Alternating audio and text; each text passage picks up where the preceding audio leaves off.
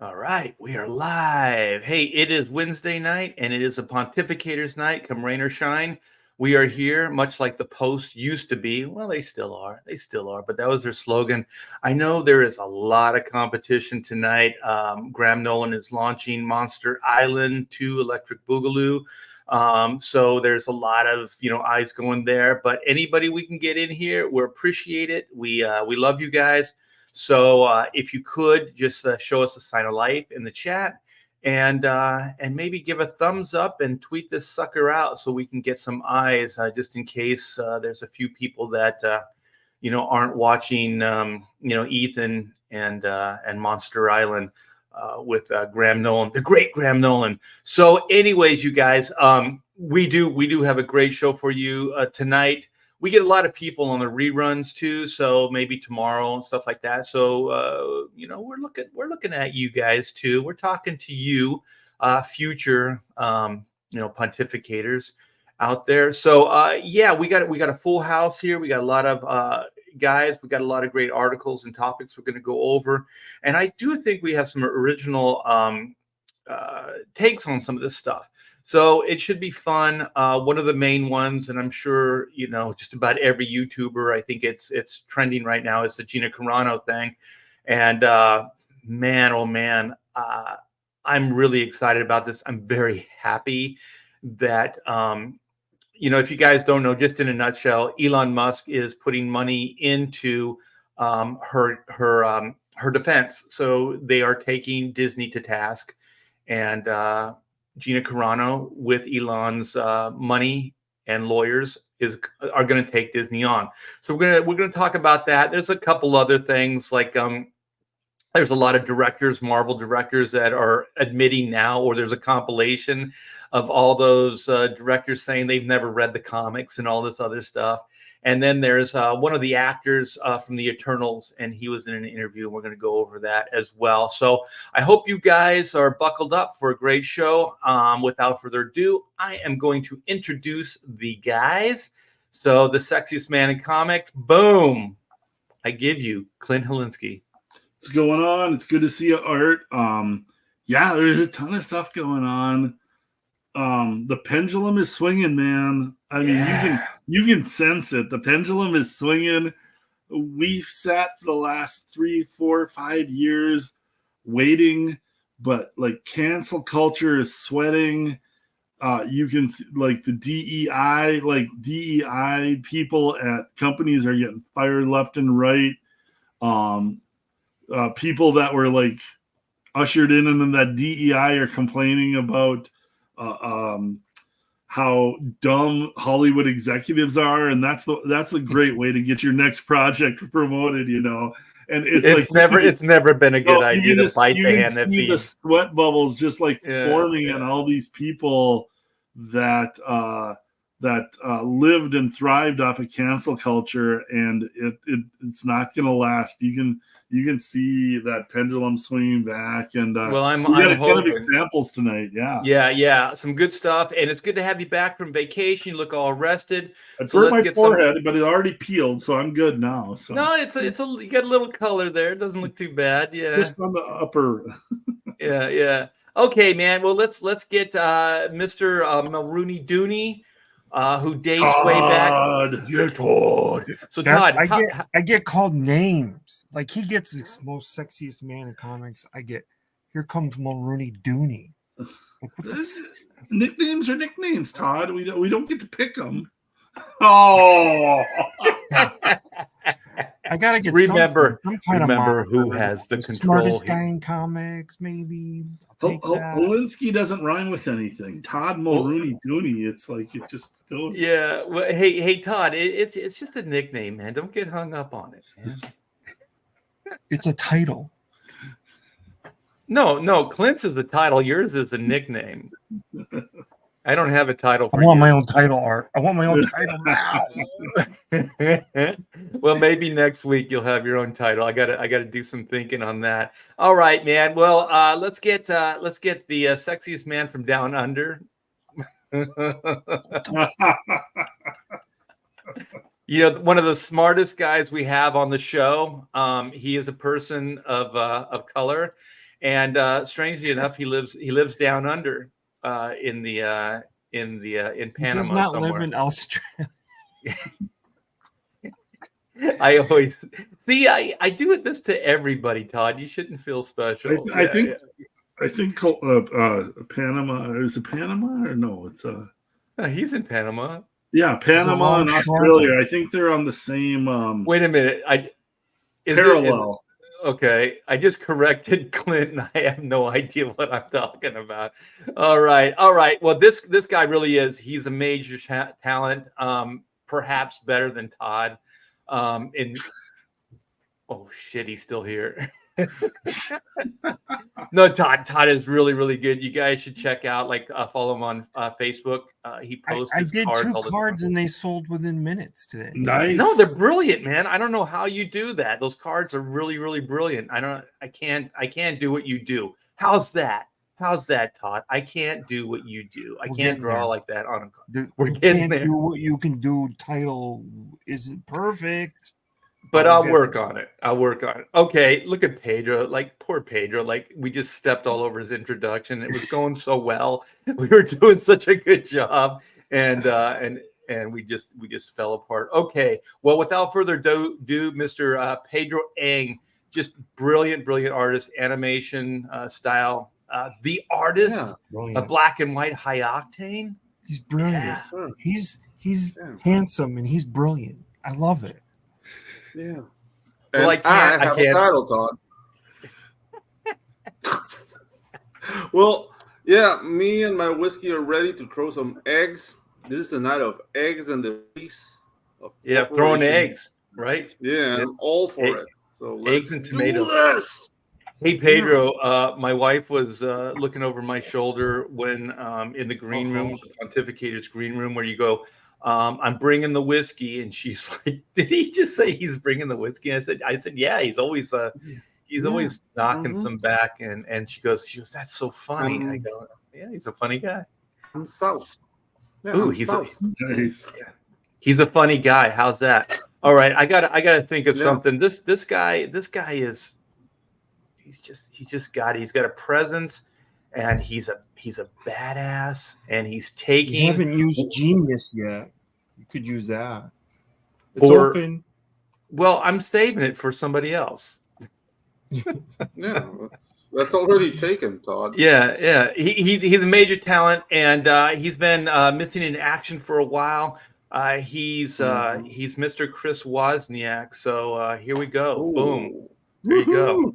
The man, How's the it going, mystery, the enigma, The Enigma. Ooh, the enigma. that might not work well. How do you feel about that, Chris? The Enigma. It's fine. I mean, The man who needs a new mic. Yeah. God, it's starting already. There we We're go. turning on each other. All right. Yeah. Well, if you guys don't know, Chris, how long you been doing this? Over 30 years. I know that for sure. Yeah, I mean, except for when you get out of the business and you see the real world, and you got to come back to it. But yeah, it's been on and off more than 30 years. Yeah. So brilliant artist, working for both Marvel, DC. He's been off the show for a while. We're gonna come back, and he's gonna fill in the gaps, and he's gonna talk about his ongoing lawsuit with DC and Warner Brothers. We got to catch everybody up on that. Yeah. And we got a special guest. He's back backstage, and he's looking very, very bored. He's got a whole new setup. So he put his whole setup just for this show, just so he could come on this show and look really, really good. This man has been doing comics, producing, writing, you name it, for us. I think he said since '83. So 86. I'm 83, I think. So I predate him a little bit. So without further ado, we got Mr. Adam Post. What's Gentlemen. up, brother? Yes. Good to see you. I see why Clint is the sexiest of the group. Yeah. Not even a question. Not even a He question. went to the Caribbean. He got a Just tan. goes without saying, right? Goes without saying. Yeah. Those pictures were obscene, Clint. Well, I had to wear like understand. shades because that was It's me and Drake. Yeah, it was. Me and Drake are keeping the internet alive today. Oh my gosh. Nice. Well, if you There you guys go. don't know, Adam Post has a great YouTube channel. Go check it out. I will put it in the description once we get the show done. If there's anybody that has a wrench and wants to drop that in the chat, please do so. Adam just dropped. When was the Gina Carano one? It seemed like you were like way out in front of that. I do a series of videos called Woke Shutdown, and I took wokeshutdown.com because I do so many of these stories now where the woke people are getting held to account. So I've done, I think, nearly 150 of them. It's gotten crazy, but there are some good stories out there. And in the case of Gina Carano, word was kind of going around yesterday that she's suing Disney for being fired inappropriately. They really didn't have a good excuse to fire her. And then as the story went around, I had already done 2 videos for the day, but I was like, that's another woke shutdown because she and Elon Musk are holding Disney accountable for firing her for violating her free speech because they didn't like her politics. I was like, all right, that's a cool video. So anyway, I did that one. But the channel is wokeshutdown.com or adampostspeaks.com. Well, the thing is, they're fascinating. The stuff that you were doing early on with the Bud Light stuff and the Target, that's when the blip went. That's when I started, really checking your stuff out. And you went from like 0 to 1 billion. That your channel is fucking heating up, man. You're getting some eyes. Bud Light was surprising for me because I was really just doing kind of only comics and movie related things, and very much within our little-ish sphere of that stuff. But I'm interested in that. I thought it was cool stuff to do. But then I keep an eye on Yellow Flash and The Quartering and Clownfish TV, different YouTube channels. And Yellow Flash was starting to do some Bud Light videos, and it was a few weeks after the stupid promotion with Dylan Mulvaney. And I was like, you know what, let me do a video on that. So I did one video on that, and it was because of him.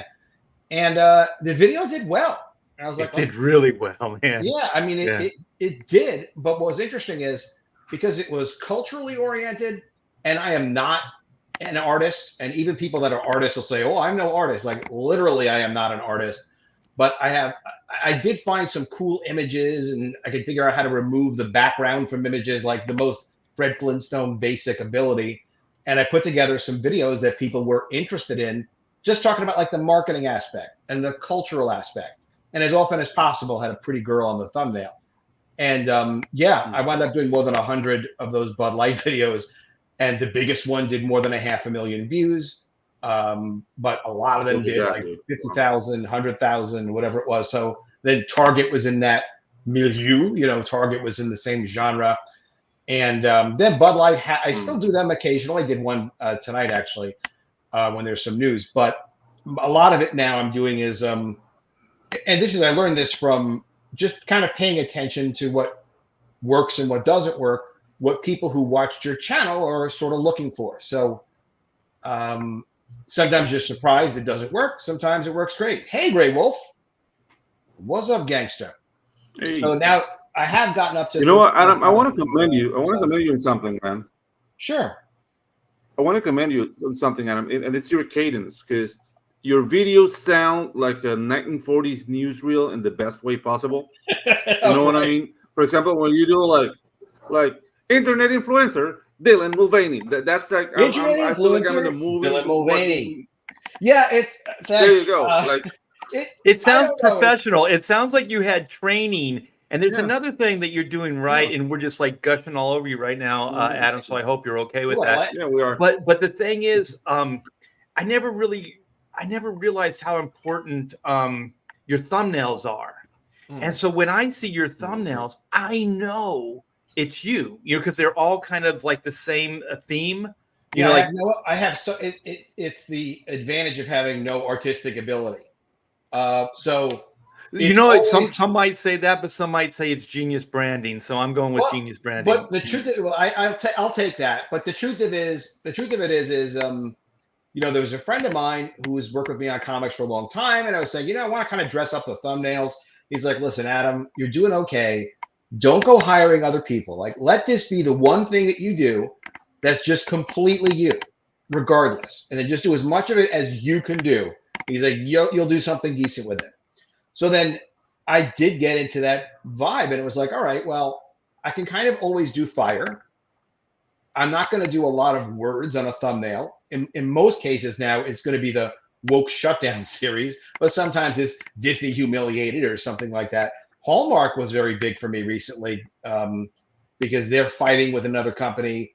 Hallmark has gone woke. Another company that used to, another president of Hallmark who left Hallmark pretty much because they went woke, started competing with them. So there's some stories there, but it sounds like John Lasseter, right? Like John Lasseter. I'm cheering for him and his. Is it Blue Sky? Pedro would know. Blue Sky. Is it Blue Sky? Blue Sky. Yeah, no, I'm really hoping because a lot of the Disney guys, animators, Skydance, are leaving because of the same reasons. You know, I mean, John was asked to leave, but a lot of the other guys, like all those Pixar guys, Brad Bird, you know, they're not over at Pixar anymore. Pedro, correct me if I'm wrong, but I think only Pete Docter is still at Pixar out of that original group of like talent that made all those movies. Yeah, he's there and he's isolated. But he's running the show. No. He's isolated.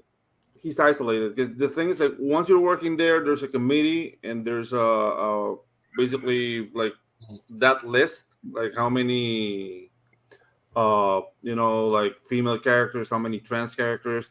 Does this pass the Bechdel test? Those are the guys who are in charge. So they might say he's in charge, but he's really not. Oh, I see. He's just a puppet.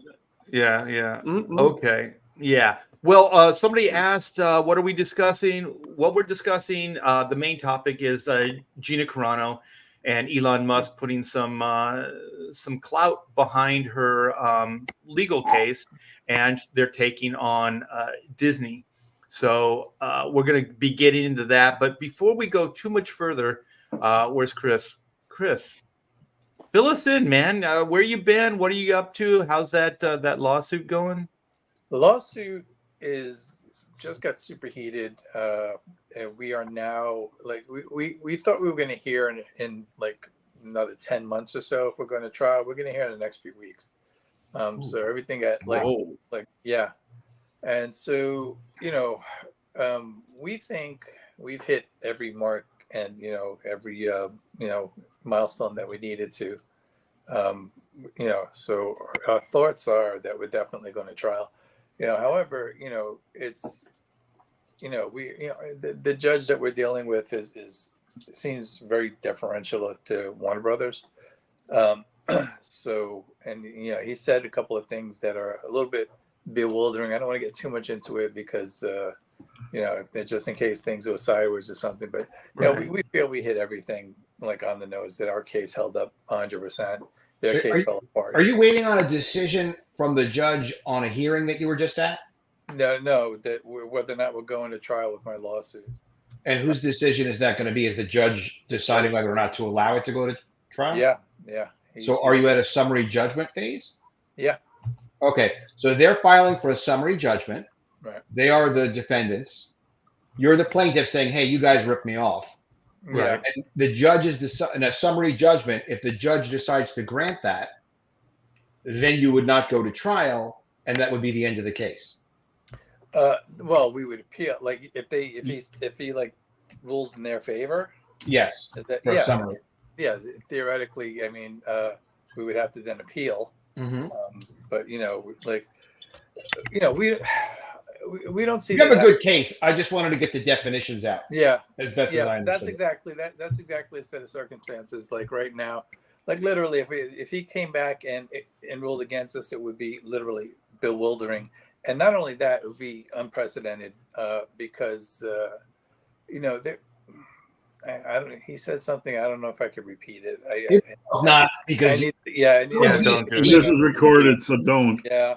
Right. Okay. I'm just not gonna say, but anyway. Plus, Todd's going to sue us all. Yeah. Yeah. He said something. Yeah. He's already going to sue me. That goes against historical precedent. But basically, the status right now is the judge needs to decide if they're going to grant summary their motion for summary judgment, which if Right. they do, Yeah. unfortunately, then you'll be forced to take actions to appeal and things like that. Right. And you probably would have a very good case of appeal, because even if it's on the 50-50 or whatever, which it sounds like it's more in your favor, but even if Yeah. it were 50-50 for that, you do have a shot. And it is pretty clear that your work was borrowed and not compensated for. So Yeah. anybody that doesn't know, real quick, is Chris created a story, a Batman story, years ago. Submitted it to DC. Somehow it got into Michael Uslan's hands. Michael Uslan is the Batman producer. Like, he's been there since the Tim Burton days. And so somehow this gets into the hands of, who's the newest director, the Batman director? Matt Reeves. Matt Reeves. It gets into Matt Reeves' hands, and then somehow it becomes, filmed and in the movie. And the main part of the story is the Riddler aspects of it. Yeah. And Chris came up with that whole cloth, and that he's got paper trails and he's got connection that Uslan knew about it. He's got all these things lined up. So it would be so weirdly coincidental that, like, I don't know how they would try against it, because you have so much proof against them. If we go to trial, that, like, we think our chances of winning are way better than theirs. So this is the critical step, is just getting to trial. Well, just to interject, these things hardly ever go to trial, right? Like they usually just settle out of, if they're balls to the wall, they'll settle out of court, because they don't want that bad publicity. I've called them out a whole bunch, and they're playing hardball. So I don't know. Even if we had to go to trial, even them, I think they'll take the L. Because they got a sequel coming out, and they'll be able to push it back. What's incredible with these big companies is how little creative people get respected, because I came across a story that sort of related, because it is Warner Brothers. Warner Brothers did a sequel to The Nun, the horror movie. The Nun made incredible amounts of money. That was brilliant, high concept, part of the doll, right? I'm sorry, I forgot the horror universe. Anna, what is it? Annabelle or something? James Wan's thing. I can't believe I don't recall. But in any is that event, the Annabelle? Is that the Annabelle? Yeah, Annabelle. The Nun, the couple that go and investigate horror story. Conjuring and stuff. Yeah, the Conjuring. I think it's the Conjuring universe. All that stuff is all James Wan. Incredibly, just phenomenally successful, which is on the creative people. And actors as well, but I mean, it just happened to make a ton of money. So the actress who plays the nun, the scary oldish lady, I saw a lawsuit from her suing Warner Brothers. I'm like, what is this for? She's suing them because they're not paying participation for her contract for the use of her likeness as the character. And it's in the Hollywood Reporter. I'm like, wait a minute. How much money could this even be? Like, why? You might want her to be the nun in the next movie. Like, you have some kind of relationship. Like, as far as the comic companies go, they'll replace artists. They don't really respect the creative talent for the most part.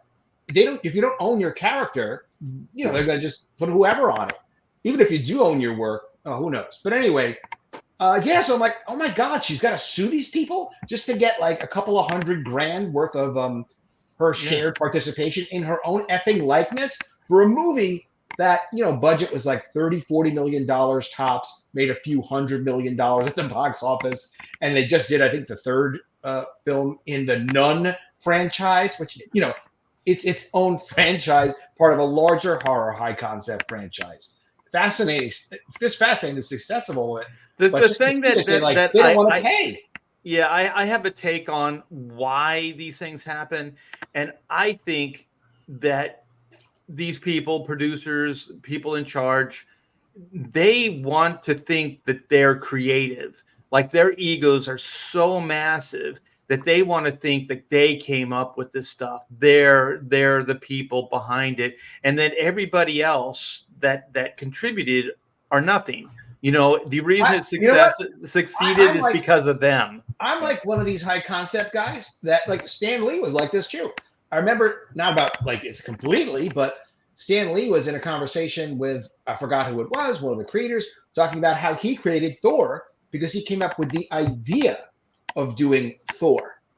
And Yeah, you can't basically, do that. he came up with the idea of it, and then a lot was added. And apparently, Jack Kirby had done Thor, prior to the incarnation with Stan Lee. So I'm not saying that was Stan's complete limit to it. I'm just saying, as an example, like, okay, yes, I agree that if you come up with a high concept for something, you're one of the creators. But at the very least, if you have deals with people, just pay them on those deals. But you never see it. Those guys, as soon. Okay, let me that much take money. right. Yeah. Well, because you're a normal human being. Well, the thing is, Well, that's an exaggeration. this is always my understanding.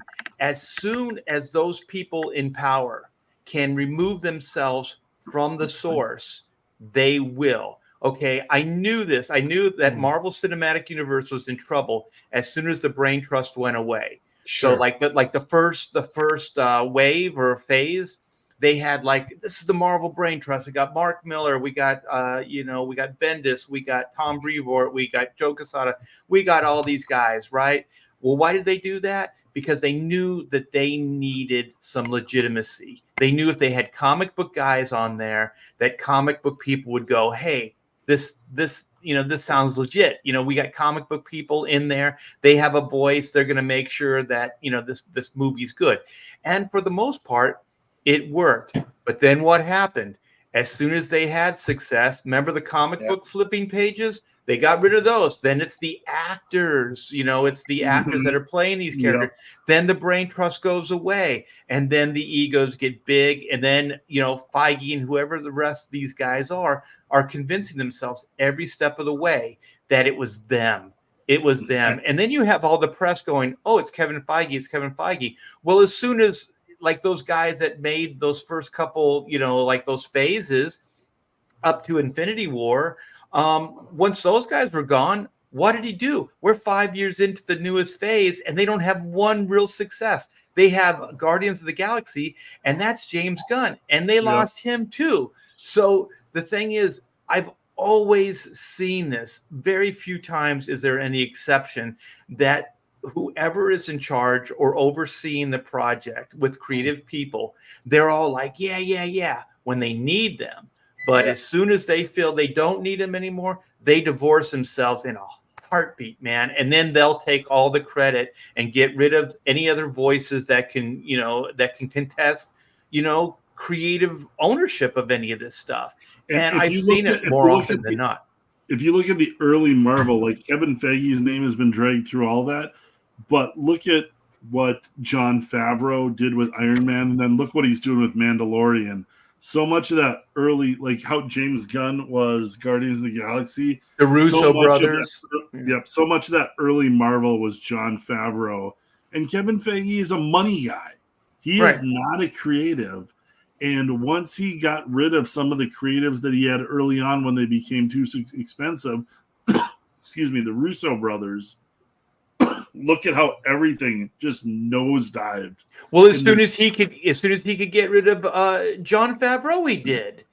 You know what I mean? Favreau was supposed to do the Avengers movies. I can pick out the next guy, and it'll be cheaper. Yeah, but even guys like Favreau, when we talk about the creative guys, these are people that understand the material. And the comic book thing, you have to grow up in it. It's not something you're going to come late to the party and fucking. That's to be a part of who you are. Yeah, it has to be in your blood. And these people that wind up taking over and replacing all these guys are bean counters for the most part. They're like, oh, what's the big deal? They don't have any respect. So, for them to go, stop kicking him out, Art. Stop summary judgmenting him. Yeah. Yeah. But it's the moment Art doesn't like what you're saying. Just... Yeah, but I mean, just look what's going on over there. It's the same shit at Warner Brothers. This fucking tank. Well, let me play this video. Clint sent this, and this is kind of a montage. And this, I mean, we're of like all these directors and creative people, over at Marvel, and this is hilarious. You said Clint, and I thought you were going to show boobs, but okay, let's watch the video. Yeah. Okay. Can you guys see this? This is Yep. Eric Pearson. Okay. I didn't read any comics or do any research. Let me go I back. was not very steeped in the comics. I didn't read any comics or do any research. I wasn't familiar with comics. I wasn't familiar with the movies. We didn't lean into a whole lot of comic books. Yeah, candidly, we were not enormous comic fans. I wasn't super into superhero comics when I was a kid. I read a lot of like indie press stuff. First thing I told is don't read the comics. Really? As a creator, they put you in a bubble. They don't let you talk about any of the other projects, right? You know, they're up for anything. We ultimately decided to redefine it for the series and thought that it worked better for the story that we're trying to tell. Did you ever read this bastard. DVD comes out, I'm going to read a Thor comic book and just see where we went wrong. Yeah, he is such a condescending prick. Yeah, famous. Famous But last the thing is words, that right? You don't respect them. Yeah, it would be funny if the movies were good, but they're not. So they're just telling on themselves. It's arrogance. What it is it's arrogance. Yeah. It's complete arrogance on their part. The one person, what's her name? The one for She-Hulk. She even, this is such a snot hole thing to say, and I've heard it my whole career. It's like, I don't read mainstream. I just read independent. Yeah. That's like the equivalence of some art fag that goes, you know what? I don't watch Hollywood movies. I just watch, independent foreign films. No, you know what I mean? It's the same thing. How bad did She-Hulk have to get crushed? That Tatiana Maslany, the main actress, came out and she was like literally ripping on Bob Iger in interviews and ripping on Disney. It means like your show made zero money, lost money, and they don't want to touch you with a 10-foot radioactive pole anymore. Clint, that lady, Tatiana Maslany, has not worked ever since She-Hulk. Oh yeah, and she was like bitching about that. And the thing is like trashing the movie production studios that you worked for that made you a star isn't going to get you your next job. So like she's got to be desperate, and it shows you how the studios are flailing and the actors are flailing. Like this isn't stuff that should be leaked out to the public. Like this stuff shouldn't like make waves, but the fact that all this stuff is getting out shows you like how much Disney is drowning right now. Well, one Hollywood's never really had to deal, and comics as well had to deal with the internet, so they've never had to deal with this stuff. And in the day, in Hollywood's heyday, they had contract players. I mean, these guys were on short leashes. You know what I mean? So like they were controlled 24/7. They own those stars pretty much. Yeah, pretty much. I mean, the shit you hear about what's her name, Dorothy, the way she was treated by MGM. Sure. Wizard of Oz and all that. Yeah. I can't remember her real name other than Dorothy Gale. I can't remember it at the moment either, so don't feel that hurt. Yeah. So but anyways, like they pretty Liza much Minnelli's mom. Yeah. Oh my god! So none of us are gay, not even a little bit, because don't I like the gay guys know. I came up with Liza Minnelli, so so Clint is the gayest one of us all. See Todd, does that mean Judy Garland? God damn it! Yes, sexy. Thank you. What's wrong with us? All right, we got it. We like manly things, I guess. Yeah, I guess. We like I thought boobs. Pedro's gonna say I like men. Pedro likes men, but anyways, like no, I don't like men. I like manly things, like boobs. Manly things, like guns. Let's be real clear. Boobs are manly. But yeah, I just think that there is this contempt, and I think there's a strange, like there's a new generation or a new breed of creators that think that they can bite the hand that feeds. Like that's expected. Like they somehow have to be activists first. They have to have a point of view that goes beyond their job. But the thing is, you're just an actor. That's your job. That's it. That's it. Sometimes there's a courtesy in an interview. They'll go, "What do you think of the climate?" And then they get to, but really they're not qualified to say anything. It's just their opinion and stuff like that. But then it gets put down as gospel. Like just because somebody makes good money or is in a movie, that doesn't mean they're smarter or can slam a basketball. Or it doesn't mean intellectually they have a higher IQ. It just means they know how to, like sink a basketball or play a character in a movie. That's it. That's as far as it goes. The thing we've learned a little bit about Marvel, and they've been tight with the money for certain actors. Like some of these actors, like you think they're getting this major money, but I mean, they got rid of Terrence Howard. Howard out of the Iron Man movie when he asked for more money early on. So I think those Marvel purse strings were tight early on, and then they got looser with their more successes. But now I think it's almost the reverse of these movies are bombing, and then we're still putting out the big money. And that's the last thing any Marvel or any movie studio wants, is paying big money to actors for movies that are not bringing that money back. If they understood the material, they would know these movies suck. They just don't have a fucking clue. I mean, it's very, very obvious to someone for to see the She-Hulk commercial and go, "What the fuck are you thinking?" You know what? This is awful. This is one of the great. You guys got me thinking. Like, this is one of the great things about the Comicsgate creators and publishers. And maybe this is why Ethan has been so aggressive with Trashcast in a way, because Comicsgate creators really listen to the audience and really listen to the people that actually pay to make the books. And that's one thing I've noticed about Ethan is he actually is extremely interested in what people think of the work that he's selling, which includes his comics and products, but also his presentation as an entertainer on the show. And that is vastly different than these major companies, because these major companies started to care less and less about the comics all the way back in the 1990s, when it became more about merchandising and licensing. And then eventually it became about movies. So at the point where it's like, well, sure, we make comics, but it's not really about the comics. It's about the stories, the characters, and they drifted away from caring about the art form, but also like the process and the discipline of the comics. And then, they make the movies, they have success with the movies. They don't listen to fans. And going back to the moving away from the comics, of course, they're not going to listen to the fans about the comics, because they're not really even interested in the comics. So they don't need your feedback, but you can give it, but they'll call you toxic. But it's like, okay, fine. Then they're making the movies and the TV shows, and they're making some money with that. But at some point, the money, and it's gotten to be that point now where $1 billion in losing money with Disney is embarrassing on their movies in a year. They lose $1 billion, $1.2 billion. They just lost between $3 and $12 billion in one transaction on their deal with their India streaming service.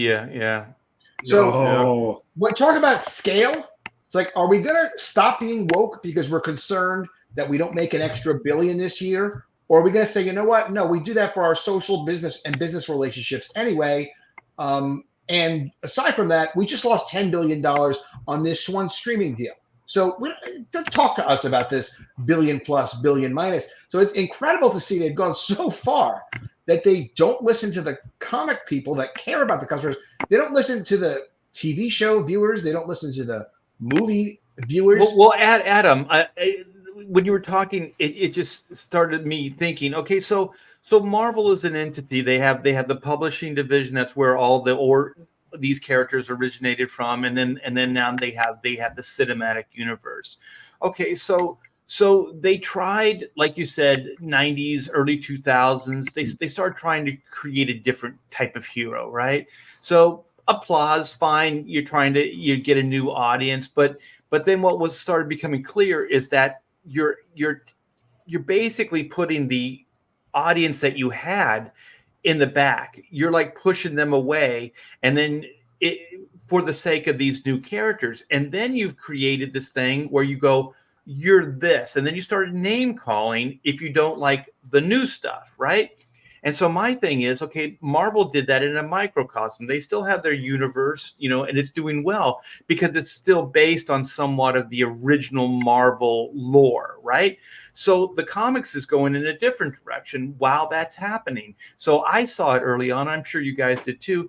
This was Marvel trying to do some, what do they call that? Where you do the R&D, right? You're trying to see what's going to work, what's not going to work, and things like that without spending a bunch of money. But IP farm. Yeah. But the thing is, it never worked. So then they tried it, right? But they didn't go, we tried it in the comics, it didn't work. They went, for whatever reason, they ignored the data, which was clear. They just redefined, like everything else. They redefined the word. They redefined what work did. But then they're now losing. Now they can make the most woke, ridiculous comics, mainstream woke comics. Yeah, but let me hit movies. I'm sorry, and then point back to comics and say, oh well, look at Ms. Marvel. Look how many #1s we did of Captain Marvel. Look how but let me hit the okay. So the punctuation to what I'm saying, and I'm sorry, you can go after I say this, is that you have no data to back up moving forward with hundreds of millions of dollars into motion pictures. What's one of the first things they do? They do what is the Eternals. And you couldn't be any different than the comic book, right? Like that's what you do. You have no data to back it up. You created the data. You did the IP farms, like you said, Adam, but you didn't take any of your own advice. Like there was no reason to think this was going to work. They did have like a bisexual or a gay character in there, didn't they? I mean, it was the first gay kiss in a Marvel movie. Fantastic. But who cares? Yeah. Congratulations. So much fun. Yeah, congratulations. That came from an agenda from something other than profitability. Yeah, there was an agenda that was shoved through Hollywood. Yeah, there's something that we're not taking into account here. Money doesn't matter to these people. Yeah, we are wrong as an audience. As an audience, we are wrong, and they're trying to educate us. So no matter how much they flop, this is their war. They want to change our minds. Yeah, the upper management of Disney decided that they were going to try and social engineer through their entertainment, through Star Wars, through Marvel. We're going to take the most popular things you like, and we're going to push our agenda and our political views through there, and we're going to see that it permeates Middle America. The bottom line. They don't care about money. They just want to put the agenda, and they don't give a shit if they tank socialism. Yeah. Okay. Picture this. This is a nerdy 1984. That's what they're trying to do. Just like the Ministry of Love. Just like love is hate and war is peace, and that's what they want to do. But even that, if they're doing that, Pedro, the thing is failing. that didn't succeed really either. They did it poorly. They did it really poorly. They suck. That's the thing. The thing is, it could have worked if they had been a little bit better about it. All of a sudden, Luke Skywalker is an adult male who has a long time male friend. It's like, all right, Luke's gay. I don't care. That would have been better than Rey. He would have known about Judy Garland. He was kissing his sister, so something was up. So there was some strange stuff. Yeah, going on there. Hey, what is this article, Clint, that you have here? So this is I don't know if we can go into this one, but this is the Eternals actor, and I can pull up the Gina Carano. But this is the Eternals actor complaining about everything, the trauma that he went through after the Eternals bombed. And we were just kind of touching on that. I mean, I think the Eternals was the most woke of all the Marvel movies that have come through. I mean, they had to add characters. They had to add characters, so they had all of the different races. And there was 13 Eternals, first of all. Who's watching the first movie and it's got 8, 12 characters in it, and you're supposed to get to know them all. Yeah. But this is Kumail Nanjiani, who great job was terrific in the HBO show, the Silicon Valley, which is a Mike Judge show. Mike Judge wrote the crap out of that show. That show is absolutely hilarious, and he is a great actor in that show.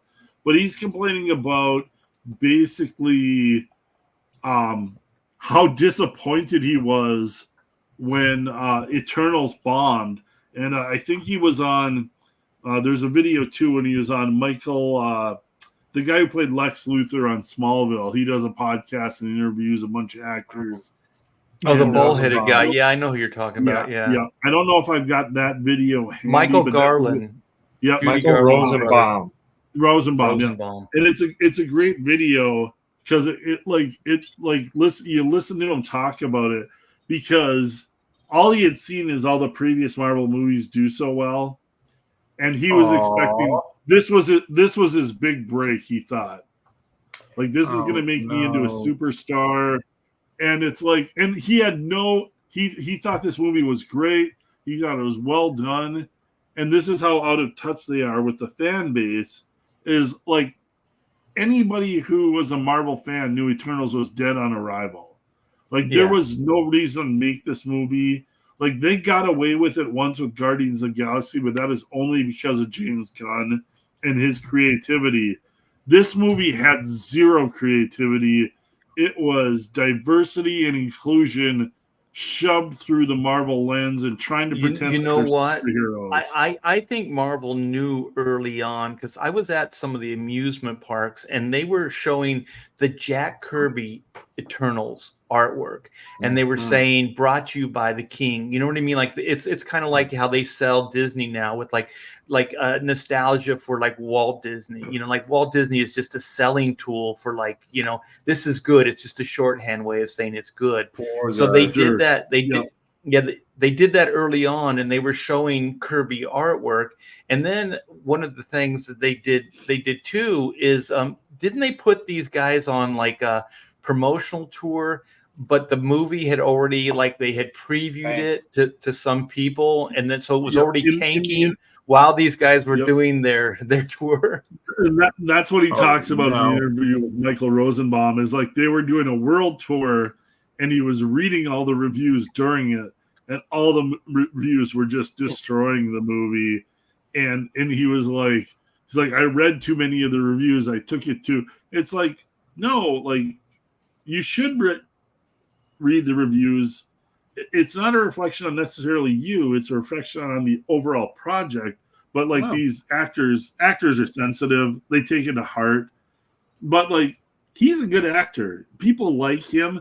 But it was a bad movie, and it was from the top down. It wasn't from the bottom up. He was probably expecting a spin-off series of his own. Like, he was expecting this to be his big hit and his like step into leading man type of roles. And I mean, in a way, it kind of crippled his career to some extent. Yeah, well, a failure should do that. You know, what are you smoking that you think you're going to come up with some shit like D-list character and you're going to replace Captain America? You know, it's not going to happen. And the fact that they don't even understand that they will sink, you know, $300 million into making a movie, you know, and not realize that, oh, we don't really have a character that anybody cares about. They don't know. You know, they just go, oh, that was a hit, so this will be it. You know, it's another movie. They don't know the material. Like, oh, it's comics. Let's do it. Yeah, they literally just don't understand the material. It's a Marvel project. It's bound to be a hit. I want to get in on it. When you stand in the cast and there's like 10 other people, you should realize something is up.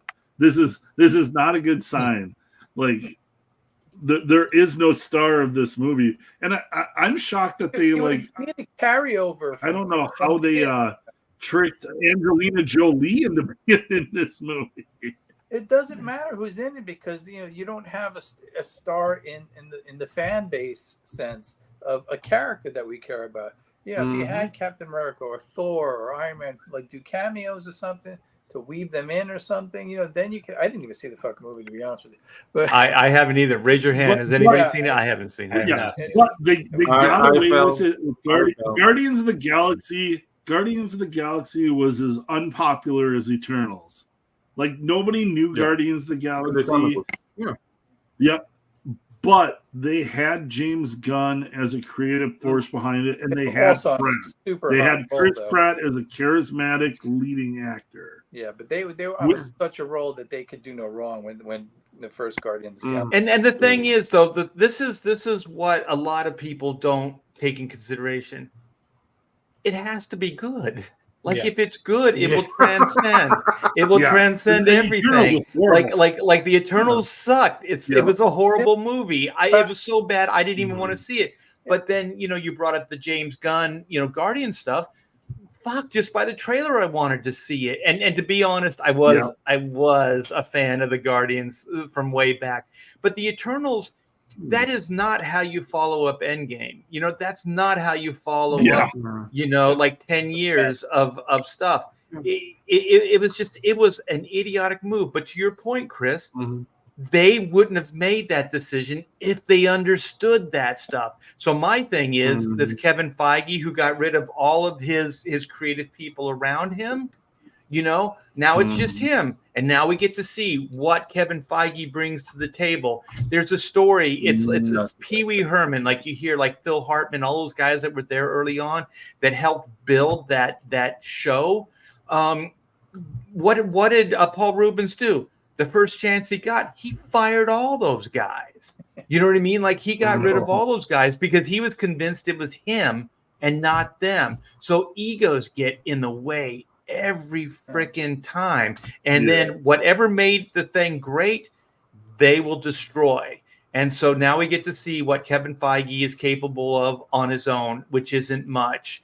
And also, just to Chris's point, Kevin Feige was also the guy that was going around saying how much he knew the comics. Well, if you knew the comics, then why did you lead the new phase with the Eternals? Yeah. Yeah. Wow. Not the X-Men, not the X-Men, not the Fantastic Four. Yeah.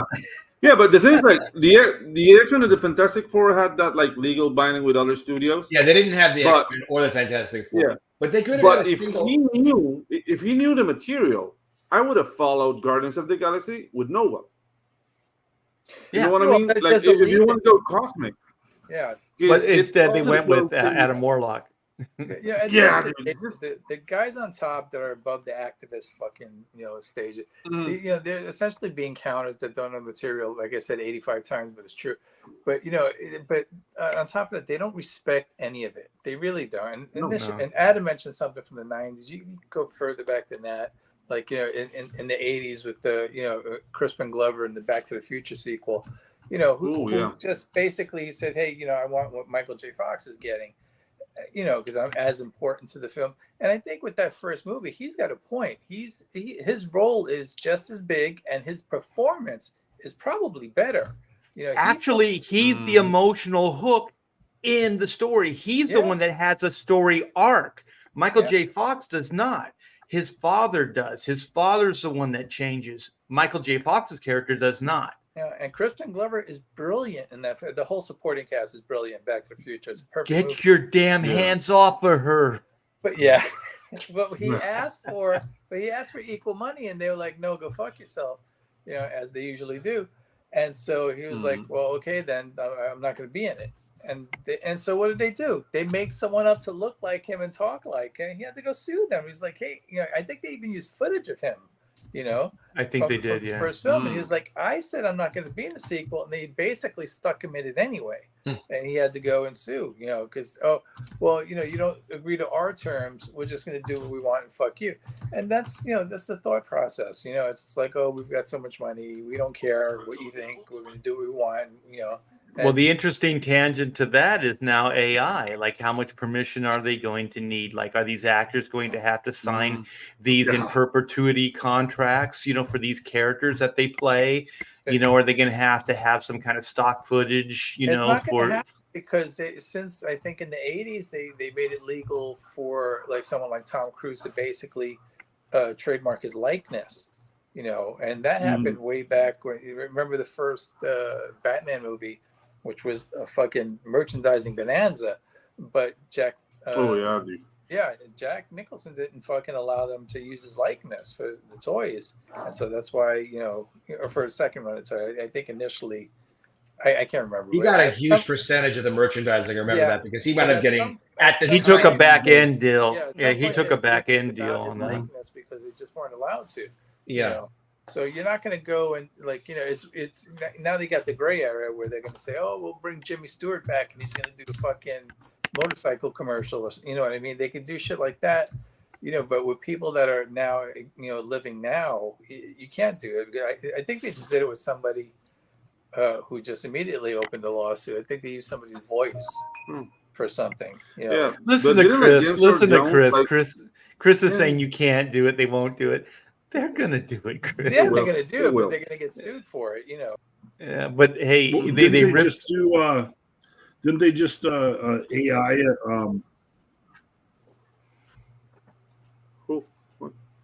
Did we lose Are you there, Clint? He's I looking think. at his- Clint? Yeah. Hello. I wasn't sure if I froze up or not. Yeah. Didn't they just AI a George Carlin routine or something? Yeah, His daughter. but it was horrible. And the family, like, apparently the family doesn't hold the rights. I'm assuming. Yeah. Well, that's because So it's like whoever the rights holders are, and it's like with some of these entertainment people, who are the rights holders? You think it goes the family, doesn't no one. necessarily. So they come from that Chris is gone. generation. If they're from that generation, like guys like George Carlin are probably a little before that precedent was set that we could now trademark our likenesses. But like someone like Tom Cruise, Brad Pitt, you're not going to get away with it with these guys in the modern era with living actors, because anyone that becomes anybody, they do trademark their likeness. So they're going to have issues there. But you're going to see fucking, I said this a year ago when we started talking about this shit. You know, you're going to see John Wayne movies, you know, at some point. Oh yeah, some of the older generation things. Yeah. I mean, don't be But surprised. the thing is, do you think like all new creatives coming into the movie business are going to have to sign these exclusive contracts that maybe not the likeness to them in them as themselves, but them as that character. So if you go play that role, then you sign away, you know, voice, you sign away likeness, you sign away all of those things, but they're going to pay you for it. But they're going to get to use it in perpetuity. They pay you for it, you know. Yeah, but you know how that is. It's like if you're somebody's like a you know, a relative unknown, they're gonna fucking, you know, put the exploit them and get them to sign. Oh yeah, you know. Yeah. And so, but when you get one of these actors, all of a sudden that pops up, like Pedro Pascal. Nobody knew who Pedro Pascal was 5-6 years ago. Pedro Pascal's been in everything. I'm guessing his contract is airtight. He's locked in. He's making some money, but the studios are making more money than anything. Pedro Pascal has been put in everything they can possibly shove him into. Supposedly he's going to be Mr. Fantastic. The reason they shove him into all of these movies is because they got him lock, stock, and barrel. And these new contracts are probably for likeness, for AI for down the road, because I mean Pedro Pascal, I saw him, he was like a bit role in a Buffy episode back in the 90s. So that tells you how long that guy has been hoofing it, trying to make his break. But and you now get these you actors over a barrel who are trying to like make it. They'll sign for anything to make that's it. the whole problem. It's like, okay, here I'm gonna Who's make a on movie. Game of Thrones? Now, guess Yeah, what? it was You know, now there's gonna on Game be of Thrones, and it was a Narcos. now 13 fucking Yeah. sequels that have my likeness and my voice, but I'm not in it or getting paid, you know, because I saw, you know, and you're going to see that shit because it's nothing to CG, you know. I mean, what's cheaper to CG this guy's face into the fucking movie, or now pay this now famous actor his fucking, you know, his wants? And Well, what's the saying? The saying is like, do it and then ask, you know, like apologies later. Like you don't go up front. Ask for yeah. Yeah, It's then easier ask to for permission. Ask for forgiveness than for permission. Yeah. Yeah, and so that's what these guys do. I mean, they just do whatever they want, and then it's up for the individual to push back, like yourself, Chris. You know, when you're wrong. But the thing is, I think we're all, you know, we've all been there. We've been on the good side of things and the bad side of things.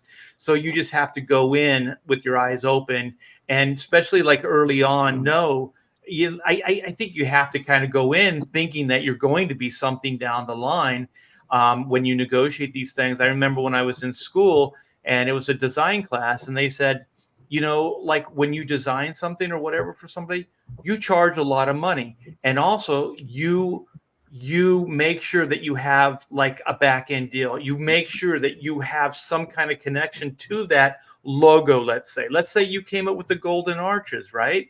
But you got paid $50 and it was a fledgling company. If you would have sold it for 50 and didn't have any strings, it had no connection to it, it would have been $50, and then McDonald's made $1 billion off of you. You know what I mean? So the thing is, like, you have to stay somehow contractually connected. You have to go into these negotiations, and there should be negotiations for these things. Yeah. And you have to go in thinking that you're going to be somebody, or that this character is going to be huge or whatever. So then you negotiate based on those things. But most people don't. They're very humble. They go in, they're just thankful to have the job, and then they do it and they sign off everything. The Black Sabbath contract, those guys signed, they signed all their licensing, they signed all their publishing away, on all those albums. You know what I mean? Because they were just happy to be paid to do music. But then after a while, the stipend, the little amount that the record company is giving you, it doesn't sustain you. Even Queen, that there's that song, I can't remember, it was written, but it's like hardcore that Freddie wrote. Girls? No, the Queen song I was thinking of. It was before that. No, it's against the record company. He calls them bloodsuckers and all kinds of stuff. He's talking about the record company, because even up to that point, they were only getting a stipend. They were getting paid just to kind of exist, but only a certain level. You know what I mean? Like they weren't getting the big royalties. That Black Sabbath record we sold for rock and roll, that was not made by Black Sabbath. It was made by the company, and that's the name they chose. Like, they sold their soul. Like, they were basically letting the people know, like, dude, this is not our record. This is what we did. Yeah, for this opportunity. And I mean, it's a crapshoot. It's kind of like there's this great thing, and then we'll go on to the Gina Carano stuff. But it's a Kansas. This dates me, but we're all older guys.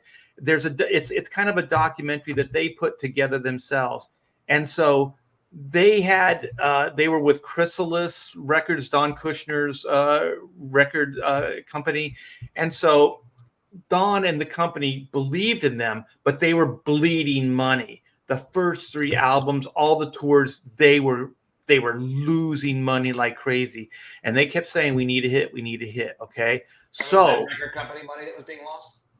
Yeah, they were losing record company money, but also the band is working their ass off world tours and stuff and not getting paid anything either. So nobody's really profiting off of any of this stuff.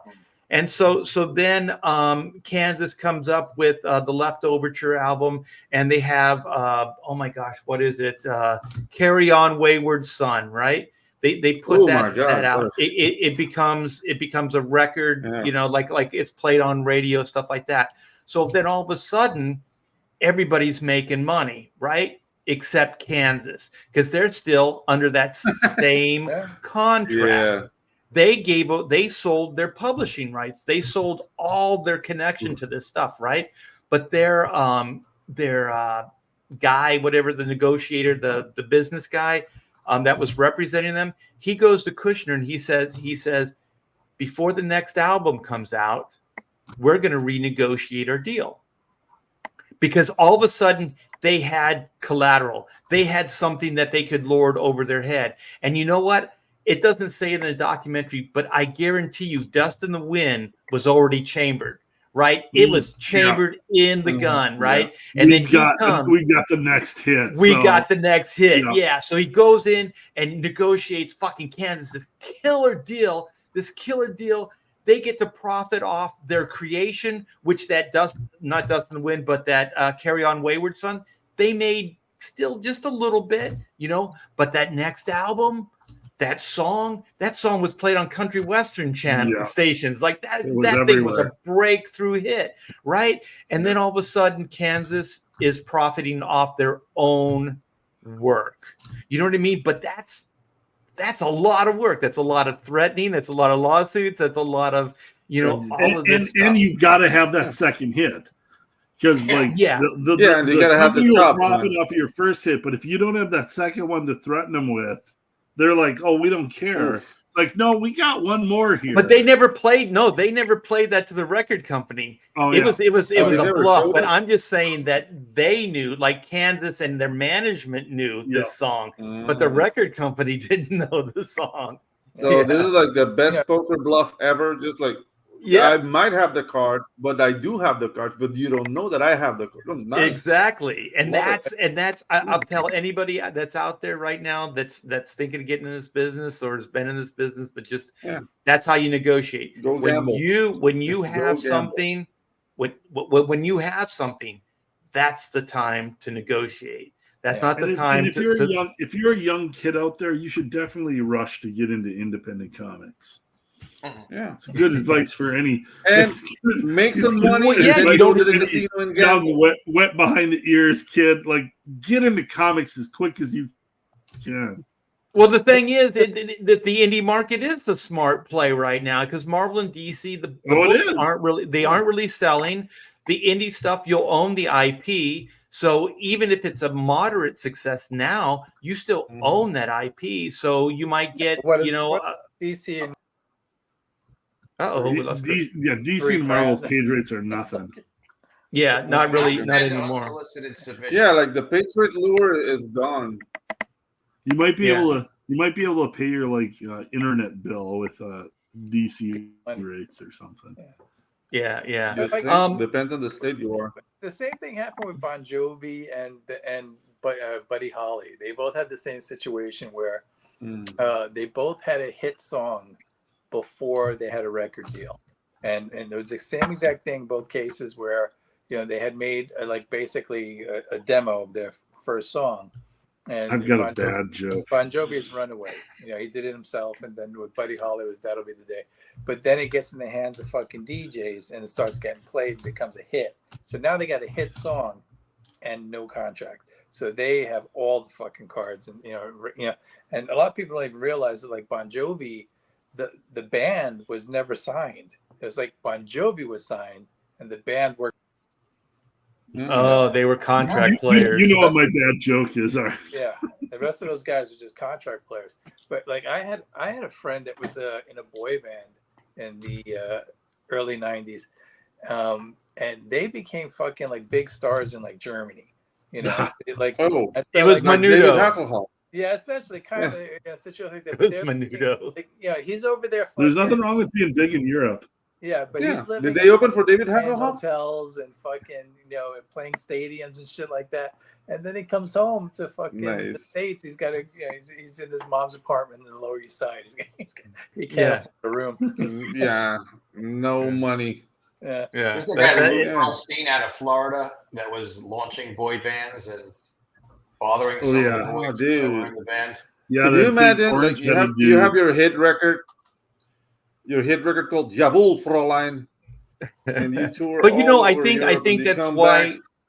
Yeah, I think that's why we're a little bit more successful, and Comicsgate is more successful because I think we're a little bit more business minded. We're a little bit more savvy with the behind the scenes stuff because I love this kind. Not only do I love watching documentaries like this, but I love talking about it because there's another thing. Like I just love the way some people think and they work it out. Speaking of Don Kushner, the Monkees, they put out that one song, whatever, Clarksville or Hey Hey We're the Monkees, maybe that was it. They put that thing out and got it in front of DJs and stuff before the TV series came out. That song was charting before this show even debuted. Like, fuck, man, that works on so many levels. One, you have success, which is the ultimate thing. But two, you're also kind of making it seem like they're a real band. You know what I mean? Like there's this aura of like, well, the Monkees, they're a real Don band. Kirshner did the same thing with the Archies. The Archies was a fucking Filmation cartoon show and the songs that they made were produced Mhm. by Don Kirshner. They had first they had a #1 hit with Sugar Sugar, but they had, I think, 3 or 4 top 10 hits. You know? Yeah, that guy's brilliant. He's a hit maker, that Don Kushner, and just case in point. But it's the opposite. Okay, what's the first thing the Monkees did as soon as they got success?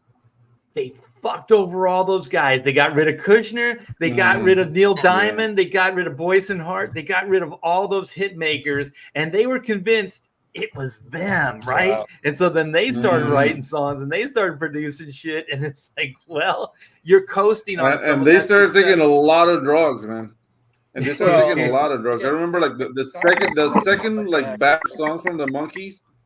Yeah, but yeah, It's all you're like talking about guys psychedelic, Glenn like Campbell mumbo and jumbo. whatnot playing on those records. They're not like fly by nights. It's like, you know, they had serious talent.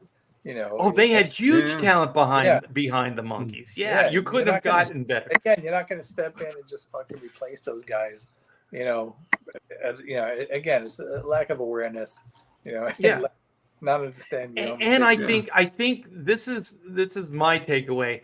I think humans are somewhat self-defeatist. I think they're kind of like not suicidal. That's a little too grand, but they're gonna end up like committing Self-destructing. Career Harry Carey at some point. You know what I mean? Like whatever made it, they're not going to acknowledge it, and they're going to try to convince the world that it was them. And by doing that great thing that you created, you're going to destroy it, man. Well, you know, flukes. Yeah, but wouldn't that be like a little bit of a?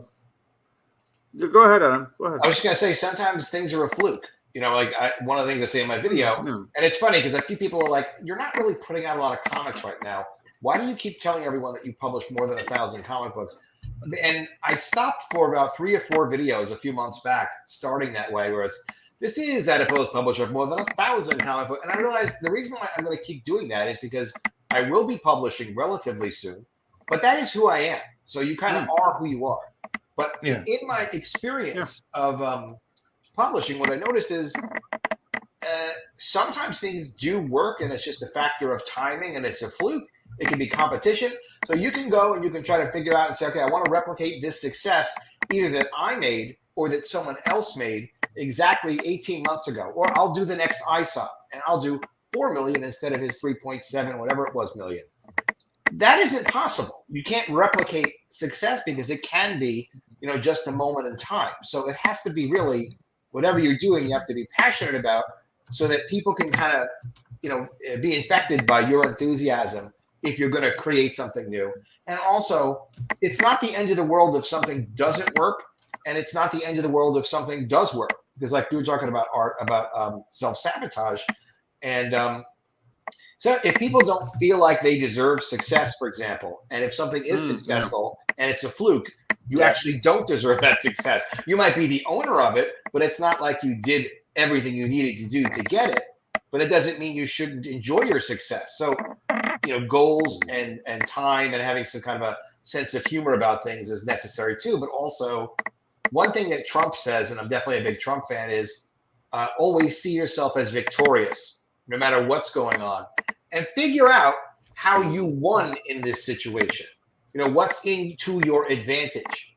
You know, because you have ups and downs. You all have ups and downs all the time. But if you're focused on learning and understanding what was good about what's been going on, you can ingest that mentally, do a little bit of verbal and mental jujitsu, or also like be how great. you're in a better position now. Right. Or also be grateful. Like one of the things Trump does is like the people that work for him, they all say like he knows their name. He knows what they do. He takes an interest in the people that work for him and work with him. And that's essential too, is to be grateful, to be gracious. Because if you are, then the people that are around you that helped you build this thing, then you're going to be cool with them. And they're not going to be scheming against you for one thing. Right. Yeah. Which is what Hollywood mostly is. But we're coming up on the wrap up. But let's get into this Gina Carano thing. I really want to hear what Adam has to say on it. But here you go, Clint. Take the lead. Yep.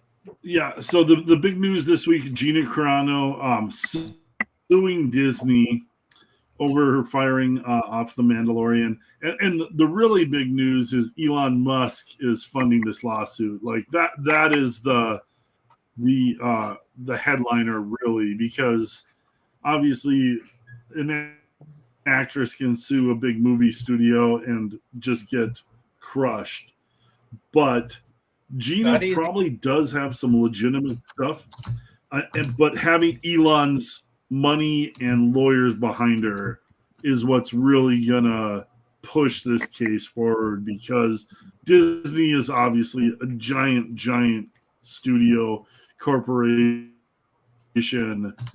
but to even put a chink in their armor, you need to have somebody like $44 million just bought Twitter, or $1 billion. I'm not sure how many billions Elon has, but the point that I think she has the strongest thing on, because people can fire you for whatever reason, but the fact that Disney fired her for her political posts on Twitter at the time, X now, and that Pedro Pascal and Mark Hamill posted what I would say were similar posts, but on the other end of the political spectrum, and that they were male actors posting politically, but just on a different spectrum of the political world.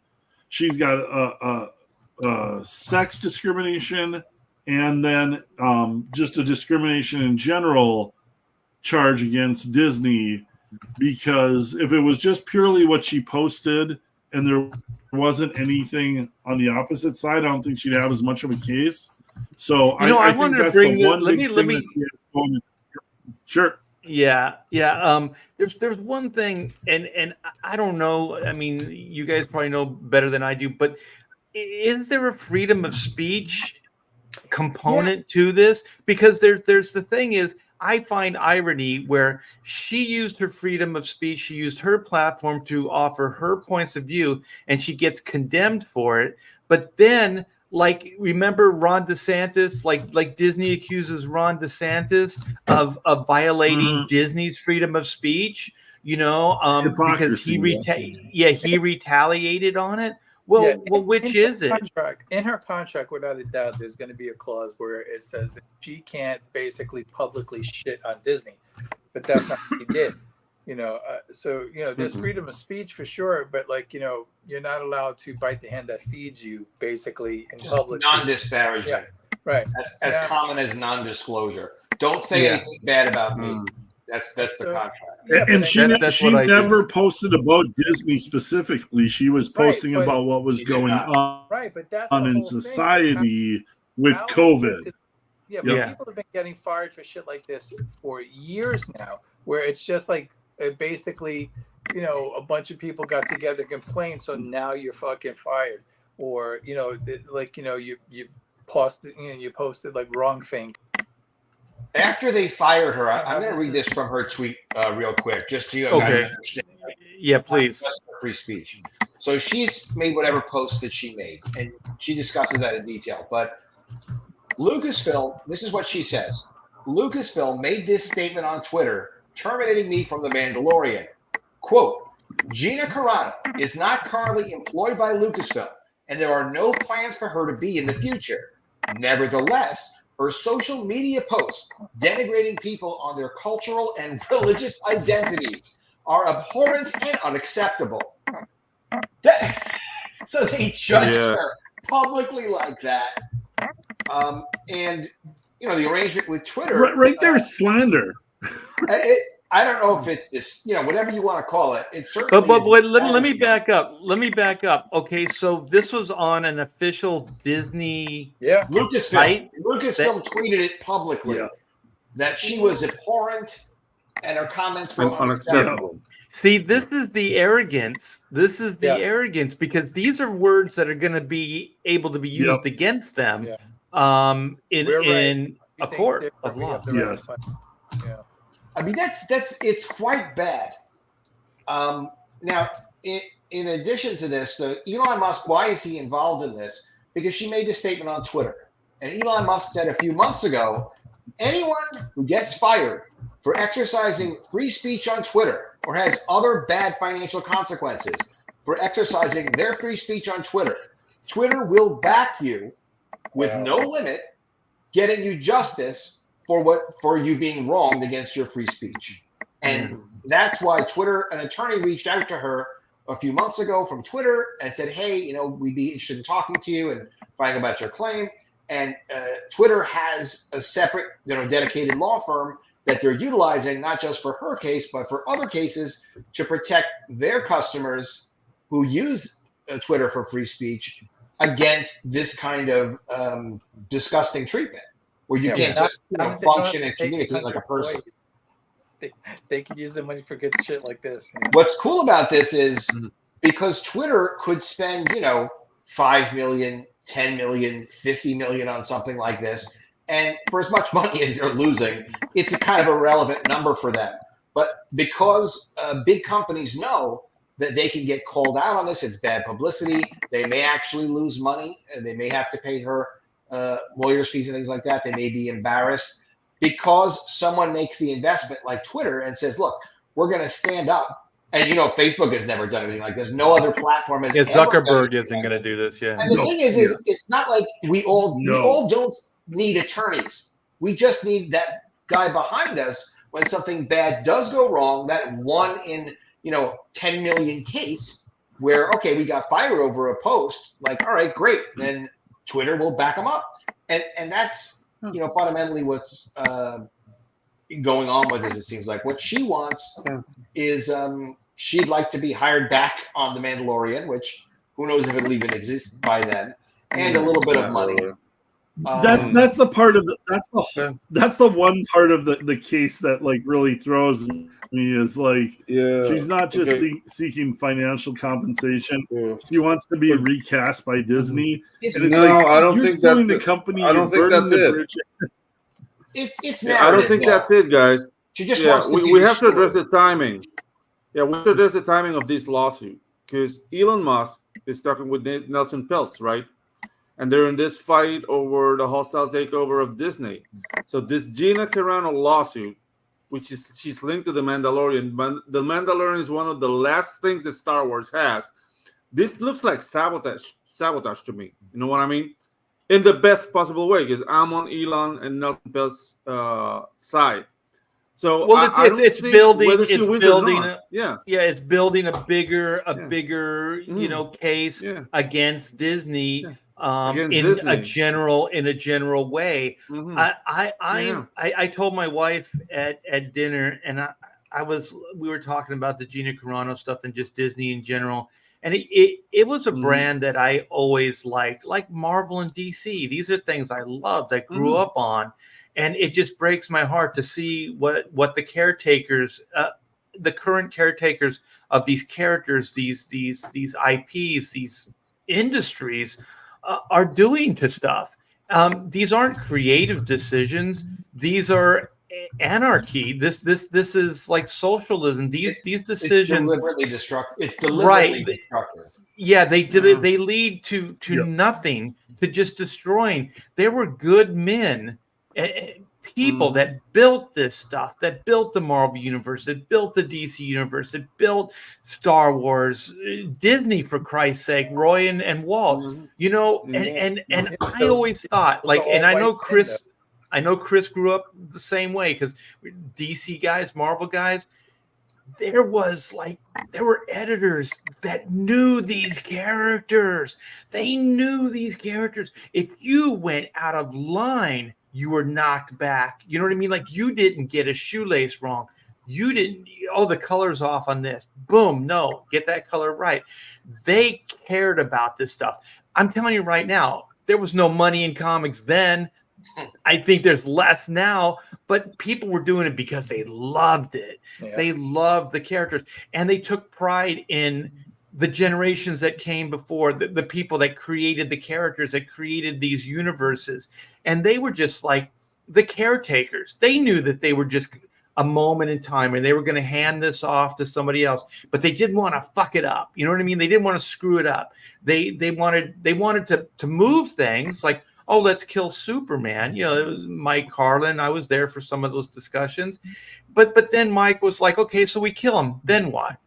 It's a publicity stunt. What do we do after that? We have to keep him dead for a long time, a year. They came up with a year, and they said, well, what do we do in the meantime? There's 4 different teams. What do we do? Let's each create a Superman, like something that fills the gap in this.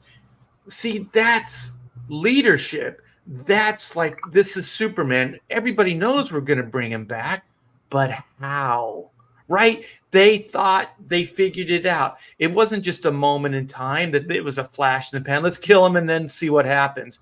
No, they had a year in mind. And I know all those guys, Louise Simonson and, Ordway, Jurgens, those guys were even beyond that year. You know what I mean? I'm sure that they had the following at least 6 months after they brought Superman back. And it's like, yeah, that's how you do these things.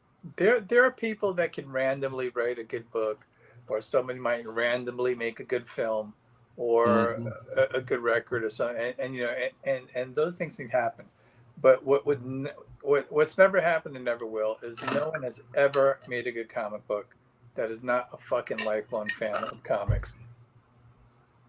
I agree. Whoa. Frank Miller, John Byrne. If you made a good comic book, you are a fucking lifelong fan of comics, and there's no getting around that. That's the same thing. If you're gonna make a good comic book movie, you're not gonna do it by accident. You need to understand. Well, that's Adam's thing about a fluke, right? Like if it's a fluke, then there's like, there wasn't a lot of thought. Well, there was thought in the creation, but not of this bigger thing. So flukes happen sometimes. They do. Yeah. But what Chris is saying though is, I think it's obvious, but I haven't really heard it said that way. I think he's 100% right. Like, you're not going to produce a great anything unless you love and care about comics. Teenage Mutant Ninja Turtles, they loved comics. They were into comics. So they did something that absolutely worked. Yeah. But you don't randomly just bang something out. If you see people that produce promotional comics, and even there's been a lot of criticism of Eric July's ISOM, but he did go. I know where he went to get that comic done, to get it drawn. David Campiti was the agent for that, and he's an artist rep out of West Virginia. Oh, Dave Campiti. Yeah. Now, Dave provided me with artists in the 1990s for some comics I was doing. And he gave me Al Rio, if you ever heard his name before, Eau Claire Albert, Michael Dukakis. I love Al Rio. God rest his soul. Yeah, it's good. I got them. Some guys I got before mainstream work, and some guys I think had done mainstream work. I know Dukakis had done some things at DC. But I'm talking about really talented people. So, to go and to seek out someone who is a professional like Campiti is, and he does do work for, all the major companies have used him. Never mind that. It's another whole long story. But in any event, you went to a professional and you get. What's that? I'm sorry. I'm just curious. Is Campiti still going? Is he still? Yeah, he's still doing it. He's still working. He's the rep on, bless you. He's the rep on ISOM and also the art rep on Alpha Core. And he's also doing other professional work and working for other, major publishers who are doing graphic novels outside of the comics traditional publishers, like book publishers. He's a pro. He knows these people. So if you're going to go and do something and you start off by hiring pros, that's a good start. And it doesn't mean that the finished work is going to be fantastic if you don't have the editorial understanding. And it's very difficult to make comics. But, at least, you love comics enough to go to the best people you can, and you hire the best people you can. You make the best book you can. But I think Ethan does have a part of the secret sauce when he says, you got to listen to what people are saying about your work. It doesn't matter who it is. It is no good faith, bad faith. Because if you disconnect with the people who buy your work, you're dead. Either if you're not dead tomorrow, you'll be dead in a month. You know, we all work hard and we all have problems and opportunities and things that come up, and we get, you know, burdened. But at the end of the story is customers have to appreciate what it is you're doing, unless you're Disney, you know, unless you're some multi-billion-dollar company and you're doing it for a social agenda, not for, you know, trying to make a profit and stay in business. And you guys know, as creative people that have worked for publishers, your customer is your publisher, not your consumer. Consumer buys the book, but the publisher is the one that's writing the check. And like you said, Art, they need to be satisfied with the coloring. They need to be satisfied with the depiction of the character, because those are the guys that are writing the checks. So for us, when we're publishing, the guys who are writing the checks are the fans. So I completely understand that point of view of, like, you know, be open to criticism. You know, I even got slammed with criticism with when I did College of the Dead. The thing for me that was such a weird disconnect was, like, yes, they're very rigid. The wide borders. Right, it's a 6-panel grid because I designed it to be a 6-panel grid. Yeah. Because that's what I wanted to do. It wasn't my first comic. I wasn't trying to please the chat at the time. It was just, I'll produce the best, you know, the best books I can. But also, I wanted to have that panel format for a storytelling, you know, premise. But the point of it is, if the customers don't like it, if they're not happy with what they're getting, that's a problem. So in my case, some people criticized it. A lot of people, you know, 95% of people didn't criticize it. But also going into doing the next College of the Dead book, which I have scripted actually and laid out now, it is the same format as my other books. That is the correct format for what that project is. So you just have to make sure people know what it is that they're getting. But it's a creative decision. It's a creative decision that you made, you know. So there are people that are going to like that, and there are going to be people that don't like that. Just don't sell people. And then as the creative, something else. That's right. all. But then as the creative person, you have to decide what's more important: the creative vision, what you want to do with the IP, and then what the consumer are saying, right? So it's a crapshoot of what you do, because if you just listen to the audience, then you could be making the wrong decisions as well. So it really is up to the individual. You incorporate the feed, you know. Right. You go back and forth. You see, I always say this: evaluate it, listen to them, and then evaluate it and see how it fits, if it fits all those things into what you're trying to do. Because also sometimes things don't work right off the bat, but sometimes it takes time to catch on. So whatever you're doing might not appeal to a certain amount of people at that moment in time, but after a while, especially if it's unique and different, it'll catch on and it will be even more successful, because those people that take chances, it's riskier, but usually the rewards are greater. You know what I mean? The person there has to be, and when you make these choices, there has to be like a good reason for it. And I thought it was interesting. Some of Ethan's criticism of ISOM was like, he's giving you criticism that is high level criticism that professionals get when they're working with the best editorial of the people who make the most and best, like, professional good comics. Things that, you know, so it's just basically like when Jim Shooter is passing along knowledge, it's not Jim Shooter telling you, well, you need to do this, you need to do this because that's how I like making my stuff. Well, that's how Jim Shooter works, though, because that is how Jim Shooter. Yeah, exactly. Yes, but he is giving you storytelling examples that he can give the citations for, like, this is what Mort Weisinger taught me. The point is, it's passing along. We make comics this way, and this is why we make them this way. Not like I have this new, like I had a new way of making comics, basically, when I was like, I want to do 6 panels per page so I can publish them either 2 panels per page or 4 or 6 or color or black and white or digital or physically in print in multiple editions, you know, 1 panel per page. I had versions of College of the Dead where I published them 2 panels per page, 1 panel per page. So we did like multiple things, and that was a vision that I had creatively to want to be able to do that. And the writer that I collaborated with to do the story was able to write that way. In the case of Shooter, if you go to his jimshooter.com website, he has a section where he talks about Kirby's skill with storytelling and then kind of breaks it down, where, of course, I know Jack Kirby's comics, but I actually did get new insight in looking at how Shooter was breaking it down. He was talking about how much information there is and how much story there is in Jack Kirby's art.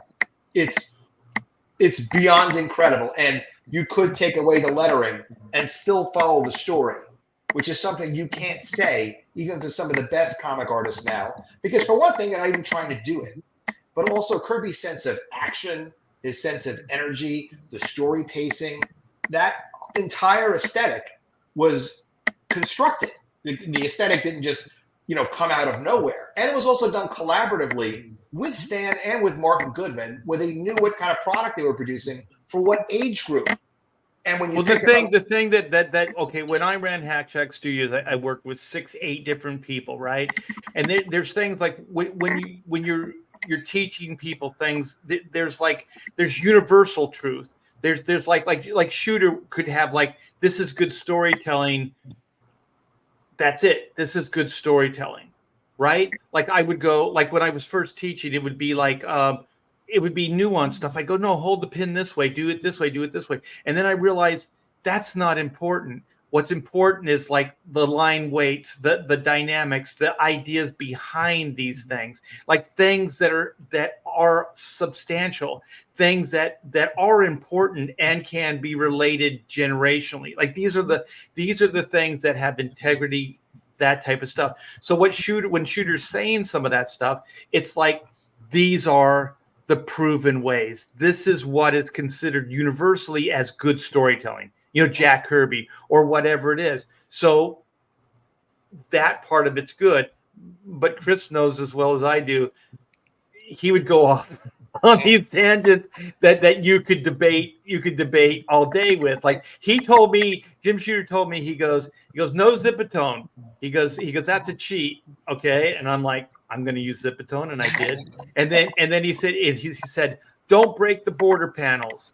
And I go, why not break the border panels? He goes, when you go see a movie, does Superman jump out of the screen? And I said, Jim, if he could, they would fucking do it in a heartbeat. I said, the reason they can't is because they can't. Technologically speaking, they can't. I said, but we can in a comic, and so I did. Well, they have a 3D movie. You can if you could do a 3D movie. Right. But you know what? All we're trying to say is there are universal things, and those are good to pass down. And he did, like Jim Shooter did pass down a lot of stuff that had integrity, but there was also a lot of weird shit. Oh yeah. But he enforced all of them with the fucking same iron fist. It's like everything. There's like the Jim Shooter way, and then there's nothing else. Fuck you, you're all wrong. I'm right about everything.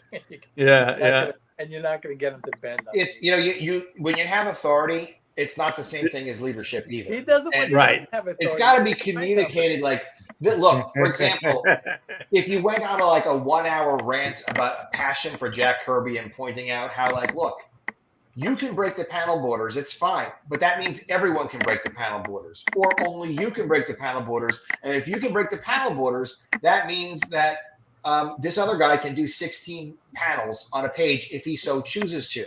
And once you put all those things together and you have all of these different presentations of work, you have to say to yourself too, if you're trying to present a coherent experience for reading the work and enjoying the comic, and to know that when you buy a Marvel comic, that Marvel comic is going to be a Marvel comic. What makes it a Marvel comic? Is it the logo?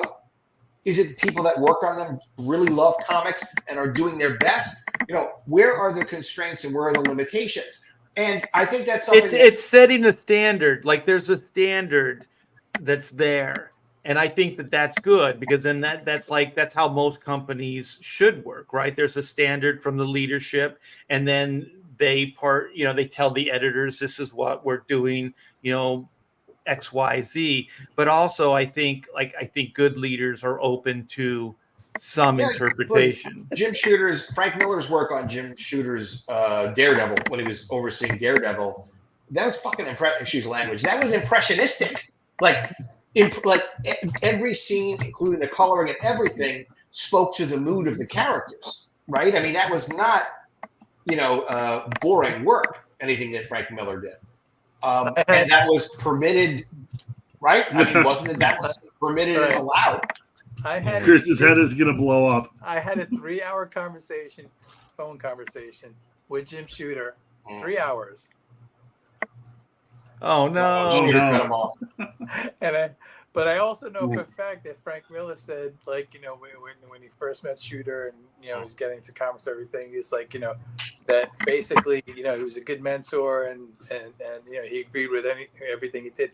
But Frank said by the time he got offered Daredevil, like he couldn't even agree what color the sky was with Shooter. It's like he did, like there was a total break from, Well, Frank was a massive hit and he was doing something unique. Shooter does. And Frank could put his name to anything. Frank Miller's Ronin, which wasn't a great book. That's my favorite comic. I love that book. I'm sorry, it's Adam. I love it. I just found it. I'm going to reread it. Yeah. It's all to each.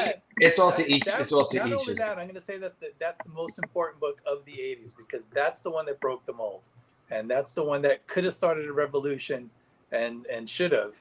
But But you know what, Chris? I would argue it did, but it in the form of a seed, right? In the form of a seed with creative people that came in later, because there was so much stuff that was established in that run, but it wasn't really. I think it was appreciated by a lot of people, but just not commercially so. I believe, at the time. Shooter called it outright failure. Yeah. And I was like, I don't think so at all. Dark Knight, obviously, you can't argue was not groundbreaking. Yeah, that was the commercial. Yeah, that was the commercial success. But anyway, I agree with you, Adam. I think the Daredevil run got him Dark Knight. Sure. Yeah, but if you're a leader, I think there should be a standard. There should be like, this is how we do comics. This is the house way of doing comics, because otherwise, then what are you doing? But also, like in the case of Shooter, he had, I think at least at one point he had Marvel's interest in mind. But I do think that Jim might be a bad example, because as soon as he felt he could break away, he started that new Marvel Universe thing. Yeah. That was in his likeness, the way he wanted to do comics. And I'll tell you, even as a kid, when that came out, I tried, man. It did not work. You gotta like John Romita Jr.'s work on that's first the one book. holdout. Yeah. Was it called the New Universe? You know what? No one talks about this. Yeah. We should talk about this, like the Marvel New Universe. Yeah. I ghosted one book when New Universe. Starbrand. Really? Was Starbrand like the main guy? Yeah, I think so. Yeah, that was the closest thing they had to a hero. Everything else was like, it was kind of all over the place. But that one thing I just want to talk to you guys about, because this is like perfect timing for this, and it just kind of occurred to me, is maybe the transition into like artists really doing their own thing is Frank Miller's impressionistic style, which has strong storytelling, and you can't say it doesn't have strong storytelling. Todd McFarlane just making a page look cool and making himself the hottest thing in comics is, brilliant, and it's phenomenal. It's not storytelling, which, as McFarlane has said, and he's right, if the pages are blank and people buy it, who cares? But if you want to tell stories, then you care. So going back on the constraint of like, we care about storytelling. So if you're doing, I don't want to do it without Chris. If we're doing strong storytelling, but we're impressionistic, we're conveying more information than just straight storytelling. And if you keep it within strong storytelling that's impressionistic for your artistic expression, ideally that's the ultimate. The only conflict I see there is everyone's got their own, obviously, version of impressionistic, different skill sets, different styles, and things right. Like that. But it's a personal preference, yeah. Right. Frank Miller was tethered to storytelling. He was the storytelling guy that really, he put that, he brought that Eisner aesthetic of that approach to work and brought it to the 80s, and that was a thing that was like, had been going, not to the wayside, but he really made it a point of a bone of contention that was the most important part of a comic. You know what I would say? I would say Frank Miller is less of a draftsman, an artist, and more of a storyteller, because even the art would change for the story he was telling, but it was all story first and foremost. Like as far as his drawing and stuff like that, it was okay. It worked for what he needed it to do. But you would never go put him up in like the top 10 of artists of all time. But he's a brilliant storyteller. Daredevil, the art. I don't think Not so. the best artist, but a storyteller. But then Well, and also how much not how much even the freedom internet did Frank agrees. Miller get? Go ahead, how much what? Clint. We How can hear much freedom did Frank Miller get? Yep. Okay. Sorry. Yeah. Daredevil was not a top tier book. I might be freezing up. No. Sorry. Yeah. Daredevil. But Daredevil was not a top tier book. Yeah. How much storytelling freedom did Frank get with that? Because it was a lower end book. Apparently a lot. I know what you're talking about. It wasn't X-Men, so they let him do his thing a little bit. Yeah, but he was also on a tight leash because he was reporting directly to Shooter at that time. But like by the time you get to the point where he's going to kill Elektra, he's off the leash. He's on and doesn't come back. They fucking open. Well, and nobody knew who Elektra was or cared about her until Frank Miller got his hands on Elektra, and is all of a sudden like, oh, Elektra's dead. He invented her for the series, like for the series, and she was a minor character too. But he built her up, just to kill her up. And the thing is, what we're putting this in context, maybe, just maybe, because of Jim Shooter's being like the controlling parent, that Frank Miller was the child that just wanted to, smoke dope and go out and join a punk band. You know what I mean? Like maybe Jim Shooter created Frank Miller. Like he was just a guy that you couldn't contain and didn't like the rules. But the thing is, this is where I do want to argue on behalf of Adam. I think that if you have a standard, you have something to work off of. You know what I mean? Like you have the standard for the books, and this standard is for everybody. But there's always going to be exceptions. There's always going to be exceptions. The problem, but maybe it's not a problem because Jim Shooter, obviously, those exceptions did happen under his rule. His time there as editor-in-chief. But the thing is, there was always a standard. The problem is now, like with comics, is the standard is just socialism. The standard is anarchy. Yeah. You're looking at Kirby's books. It's just so fascinating. I'm kind of a pattern-oriented person, so I have a couple of Fantastic Fours laying around, like literally two, and one of them I think is 72 with Silver Surfer on the cover, and he's the protagonist really of the story. He's got the one with the character arc, and you can just kind of see like Jack Kirby is writing. He's writing all of the action. Stan Lee gave him the plot. Kirby is not writing really the internal conflict. He's writing the external conflict.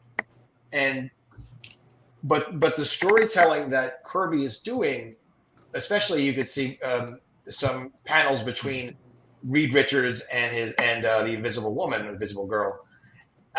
Those are romance comic things that he did. But you can see the human interaction really well. But you can just see like Kirby can practically just in a moment imagine, all right, I'm going to do a scene showing this when it comes to like interrelated moments between people because he had already done so much of that because he already had so much of a career and so much of a career. And he did romance comics too. He invented romance comics. Yeah. Guys, it's just like you could never not give the guy enough like amazing plaudits of stuff that he did. But even just like in the action, he knows he wants it. It's so dealing with constraints is so freeing sometimes because he knows he wants the action to be very dynamic, but he knows what's the most dynamic, what needs to be the most dynamic in a scene. He also knows how many pages he has to deal with in that scene, how many panels he has to deal with, what he needs to show so that he's got like the action explained properly in terms of his design and his composition of the pages. But a lot of it is because he's working within these constraints, he's not reinventing the wheel every time he's doing a scene. And it's always going to be fantastic. And there isn't going to be unlimited noodling in it. And, no offense to the, unlimited noodling that artists do. But when the story is there, then the storytelling can be there. And then when the storytelling is there and it's dynamic and doing things in a traditional way, it can be incredibly powerful. The Kirby books, everyone knows this already, but I'm still shocked because they're right near where I have my the bike that you ride on, my exercise bike I try to get on every day. I just kind of like glance over at them. There is so much energy in them. Yeah, that's what I was. There's so much energy. It's from 1960. Kirby's a fascinating mix of draftsmanship and fucking insane enthusiasm. Those two things don't usually come together.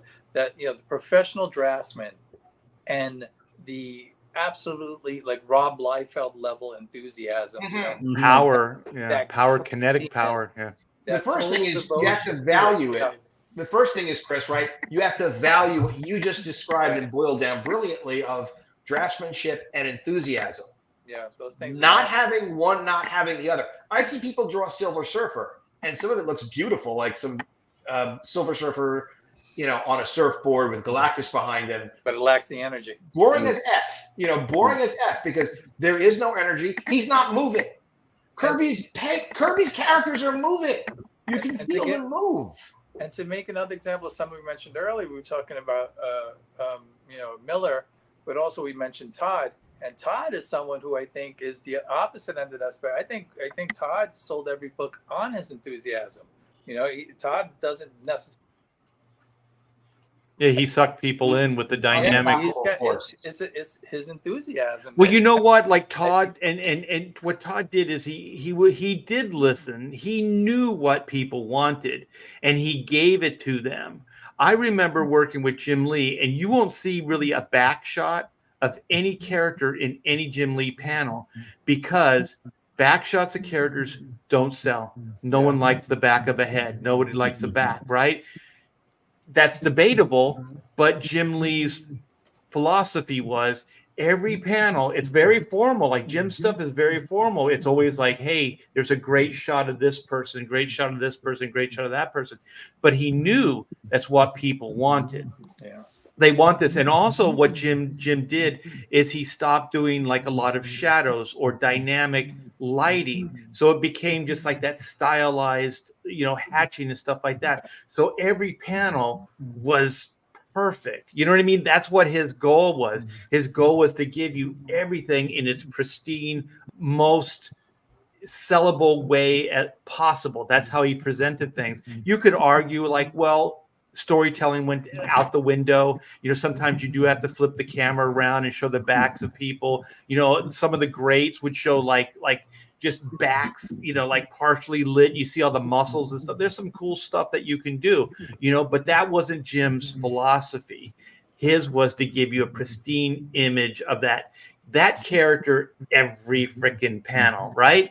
And so I think Todd was kind of the same thing. He was like, this is going to be the coolest shot of this part that I can give the consumer, right? This is going to be the best Mary Jane, big face. This is going to be the best, you know, Spider-Man swinging through the city, you know, all that kind of stuff. And so it was kind of fan service, but fan service because they were listening, because they were fans, they knew what they wanted. So they were channeling all those things. It's a far cry from what's happening now. Like, I don't think these people care anything other than the agenda. And that would be my one major point to make is that all the freedom that everybody got because Jim Salicrup put Todd McFarlane on a new book called Spider-Man #1. And I know personally, I love Jim Salicrup and he's a great guy. That did open the floodgates because if you don't have someone talking about like how Chris is talking about the draftsmanship and the enthusiasm, who can stand over and say, listen, son, I'd like to see that draftsmanship and the enthusiasm. Don't tell me it's impossible. Like if you say that to people, a lot of people say F you and like you lose them. But you get some people that are inspired by that, like a simple, iconic explanation. And there's your next Jack Kirby. And there's your next, Kirby used to train people apparently at Marvel. So I don't know a lot of the history. I've just been listening to the audiobooks and refamiliarizing myself and learning a lot of new things. But You can have a top-down approach to create a structure and then tell people, look, you can be something amazing if you can give us the draftsmanship and the enthusiasm. Let me help you get the draftsmanship under control. Yeah, Well, just to that argument, like the Jim Shooter thing, like breaking the panel. Well, if there's a standard, if you do break the panel every once in a while, then it becomes dynamic and cool. But if you're breaking the panel all the time, then it just becomes hard to read, and it just becomes a bunch of crap, right? So think about the restraint that was in the Watchmen, right? Like the Watchmen would be like 6-9 panels, whatever it was. It was very condensed storytelling.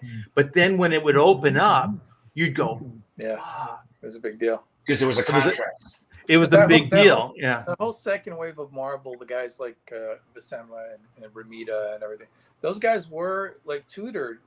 Stan directed Jack to basically school them on the house style. You know, that was Jack's style initially, you know, and that became the Marvel style. But, you know, he did, you know, he had Jack show them how to make a superhero comic. You have guys like Ramita that came in from the romance fucking thing, and you know he was great at doing that stuff, but you know it wasn't, you know, the action thing, you know, was new to them. And then you have guys like Ramita, you know, who eventually adopted to the point where, you know, he's passing that on, because Ramita said a number of times that, like, you know, I mean, if you ever show Spider-Man like, you know, just doing something normal, you're wasting the character. Right, and that used to be the philosophy. But also, like you were saying, like Ramita's that perfect like hybrid, right? Yeah. Like he's got the draftsmanship, but then he learned that Marvel house style, that power,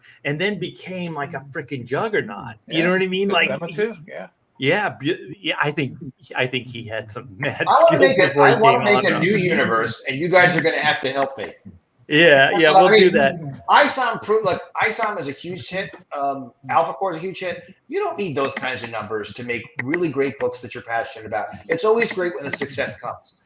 But if you control your expenses, and that's the one thing that, you know, speaking as someone who's, I've had a couple different comic companies over the years, and the things that tend to wind up killing us are either revenues or expenses or a combination of both. You think sales come in, and then you judge and say, you know what, they're never going to go down, and then they go down. Yeah. You know, and then you have to deal with, you make commitments and you have expenses and things like that. But with crowdfunding, the ability to have a budget that you know your budget is, but then to be able to reach out to customers and say, you know what, instead of doing 2 videos a day, I have to do 2 videos and a live stream, and I have to do 2 videos and a live stream, and I need to bother Art about getting on his stream, and I got to bother Ethan, I got to bother everyone else and say, like, hey guys, I have to get my numbers up a little bit because I'm not hitting my budget really. And you can even tell your audience that, and if they want to help you, they can help you. You don't have that. Never had that in dealing with comic stores. You know, you never have a way to fudge the numbers a little bit. You just don't. All you can do is pay the bills or not pay the bills. That's it. Well, like you said, like you even said earlier, like when you're working at Marvel DC, you're working for a publishing company, you're working for that editor. You're appeasing them, you're appeasing the company, but you're not dealing directly with the consumer. Exactly. Customer to consumer is 2 different things. So now we've cut out the middleman. So it's just the artist and the consumer. Yeah, we're not kids either. I mean, like, you know, like you grew up in the comic book industry, and in the time that we did, the editors knew what they were doing. You had Denny O'Neil and you know, I mean, those guys, Archie Goodwin, you know, they understood the business inside and out. And so, you know, when they taught you things or hired you on things, and you know, it was a learning experience. You know, you left a better man than when you came.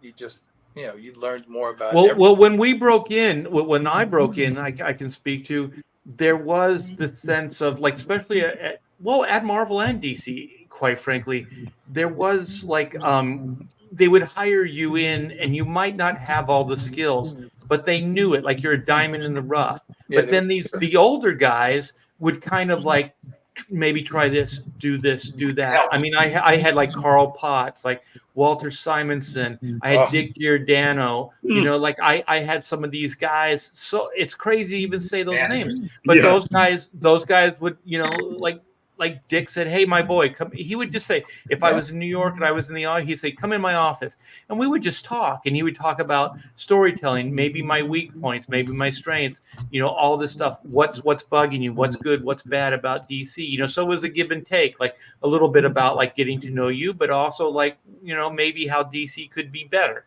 That type of stuff. Dick Giordano would fucking he'd bring you in the office and then take out a piece of tracing paper, slap it right on your page, and pick up a pencil and say, "Well, maybe do this, maybe do that."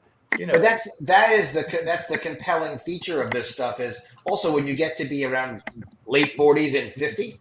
I'm now 53. That you know things that other people don't know.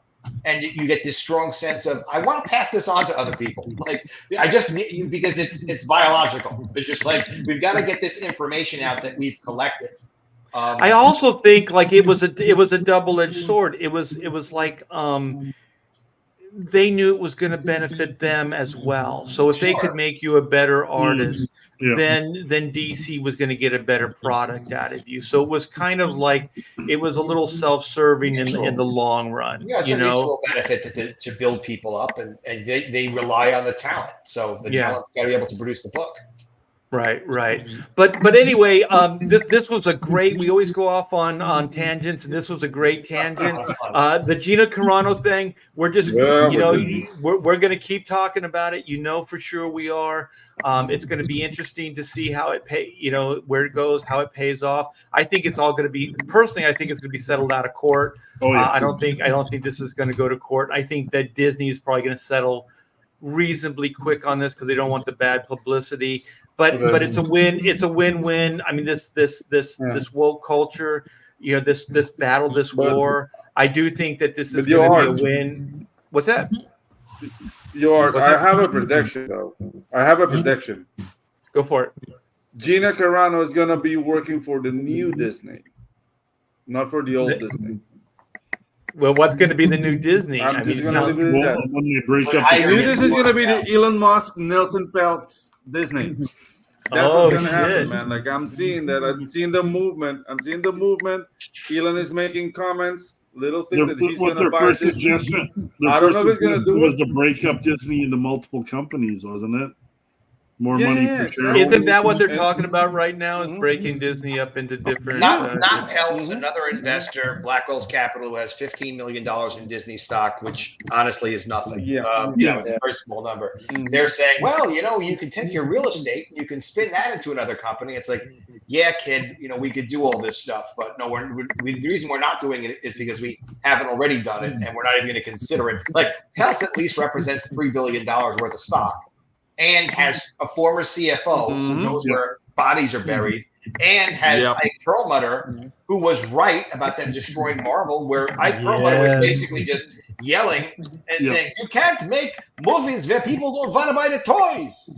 And they're like, "Oh, you're a racist. Get out of here." So, okay, they got rid of him, and he was right. You don't want to admit that he was right, but of course he was right. But so he's on Team Peltz. Peltz just wants to get on the board of directors. If he's on the board of directors, it's not really a hostile takeover, except that it will be if it's Nelson Peltz, because he's a gangster. I mean, he will mess everyone up, and he will be like, "Listen, we're changing things. That's the way it is," and they will. He's too much of a force for them to ignore him.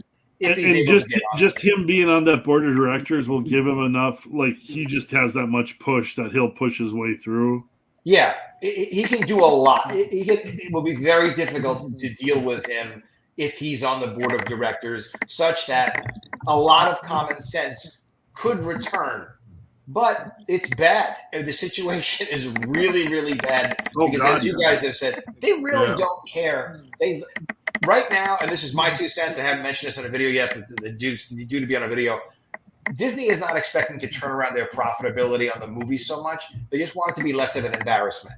Yeah. So if they only make 1 or 2 Marvel movies and one of them breaks even, the other one loses some money, it's beneath notice. Right now, it's not beneath notice. They're very well aware of that. So by cutting back on what they're producing, yes, they lose less money. They still maintain whatever brands that they own. And they're going to have less of a chance of having like ridiculous, absolute, disaster one after another. Although they're leading up to 2025 producing, I don't know if it's 3 films or 4 films, but they can only delay their production so long. So, but in 2024, they're not going to get killed on Marvel movies because they've only got one, and it's Deadpool 3. If they choose to make it terrible, it'll be terrible. But if they were just like, nah, let it just sort of be like Deadpool, people will be shocked and they'll love it, and it'll at least The thing about Disney is usually like even Eisner, obviously Walt. It's somebody has a vision. Somebody has a creative vision for where things could go, how to expand. But they're creative. But the thing about Iger is he's not creative. He purchased this thing. He's not creative. So what happened is there's a paradigm shift within Disney that went we're creative, we're creating new stuff, new technologies, things like that, to let's just purchase this, let's just buy this. So the whole what do they call that, the way that the structure worked within, like the Imagineers, the different creative people, they're being pushed out. They're not acknowledged. They're not valued.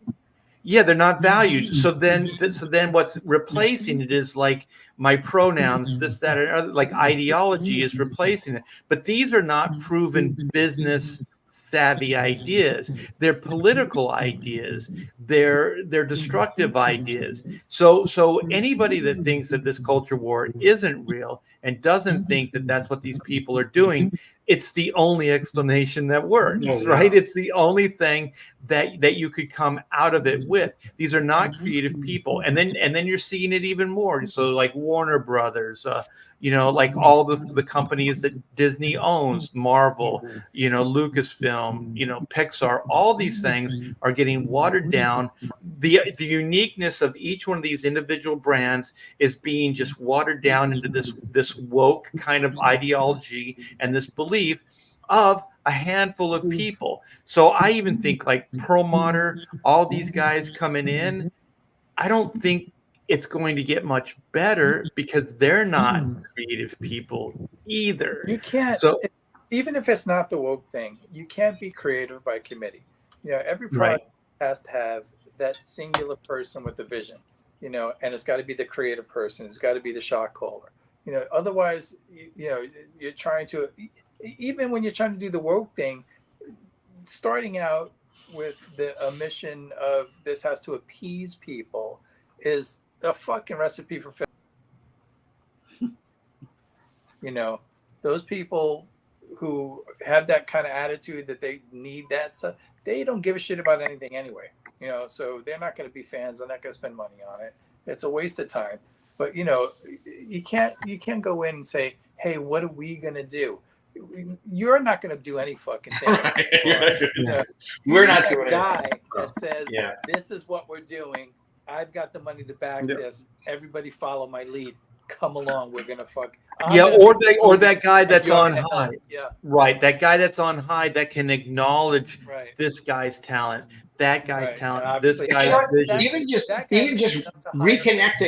Even just reconnecting with people that buy, the consumers, reconnecting with the fans, just like we're talking now, like that is really the secret sauce. That is really. Oh my gosh! If they did that, they could turn things. I mean, they would still have to do something. You have to have people that have some skills. But if you remember when I think it was Martin Scorsese was attacking the Marvel movies, he wasn't attacking the woke ones. He was talking about like Iron Man 2. He was talking about the Avengers, movies that pretty much we all liked, that were just basically straight up character arc superhero movies. They were sucking up all the money from the rest of the audience.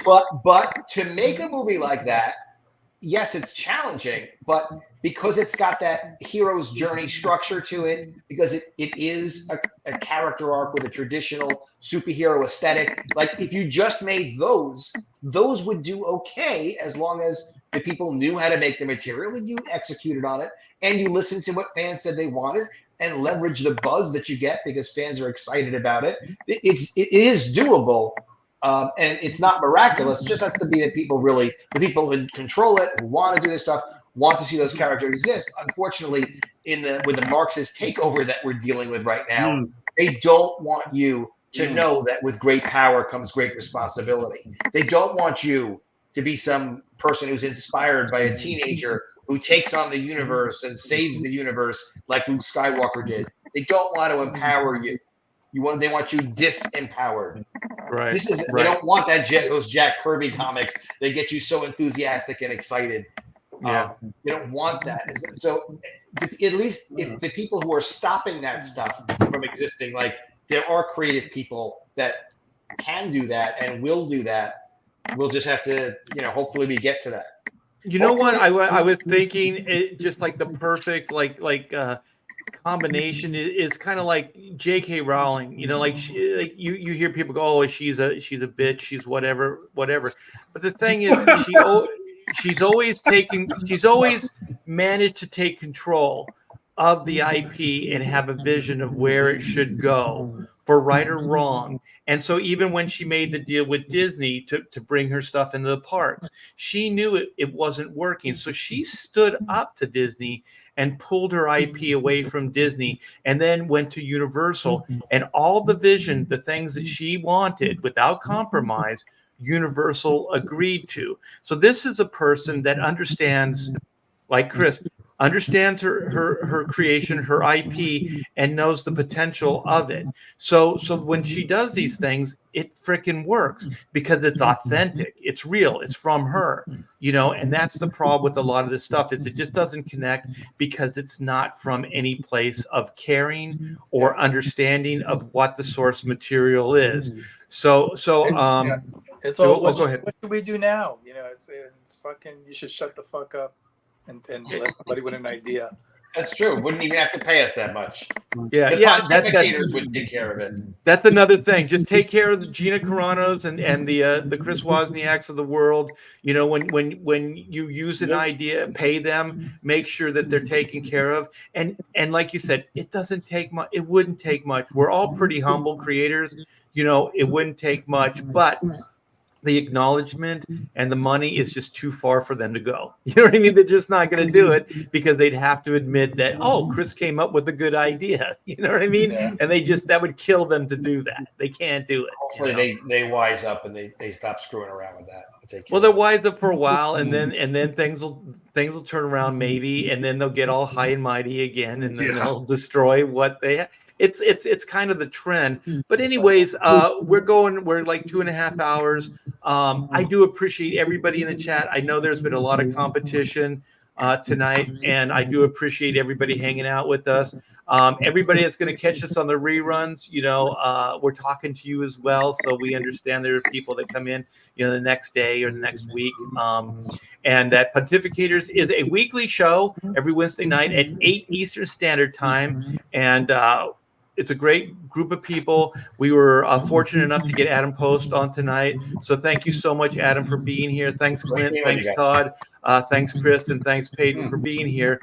We miss you, Bob. Come back next week. And we will see you next week on another Pontificator. So take care, guys.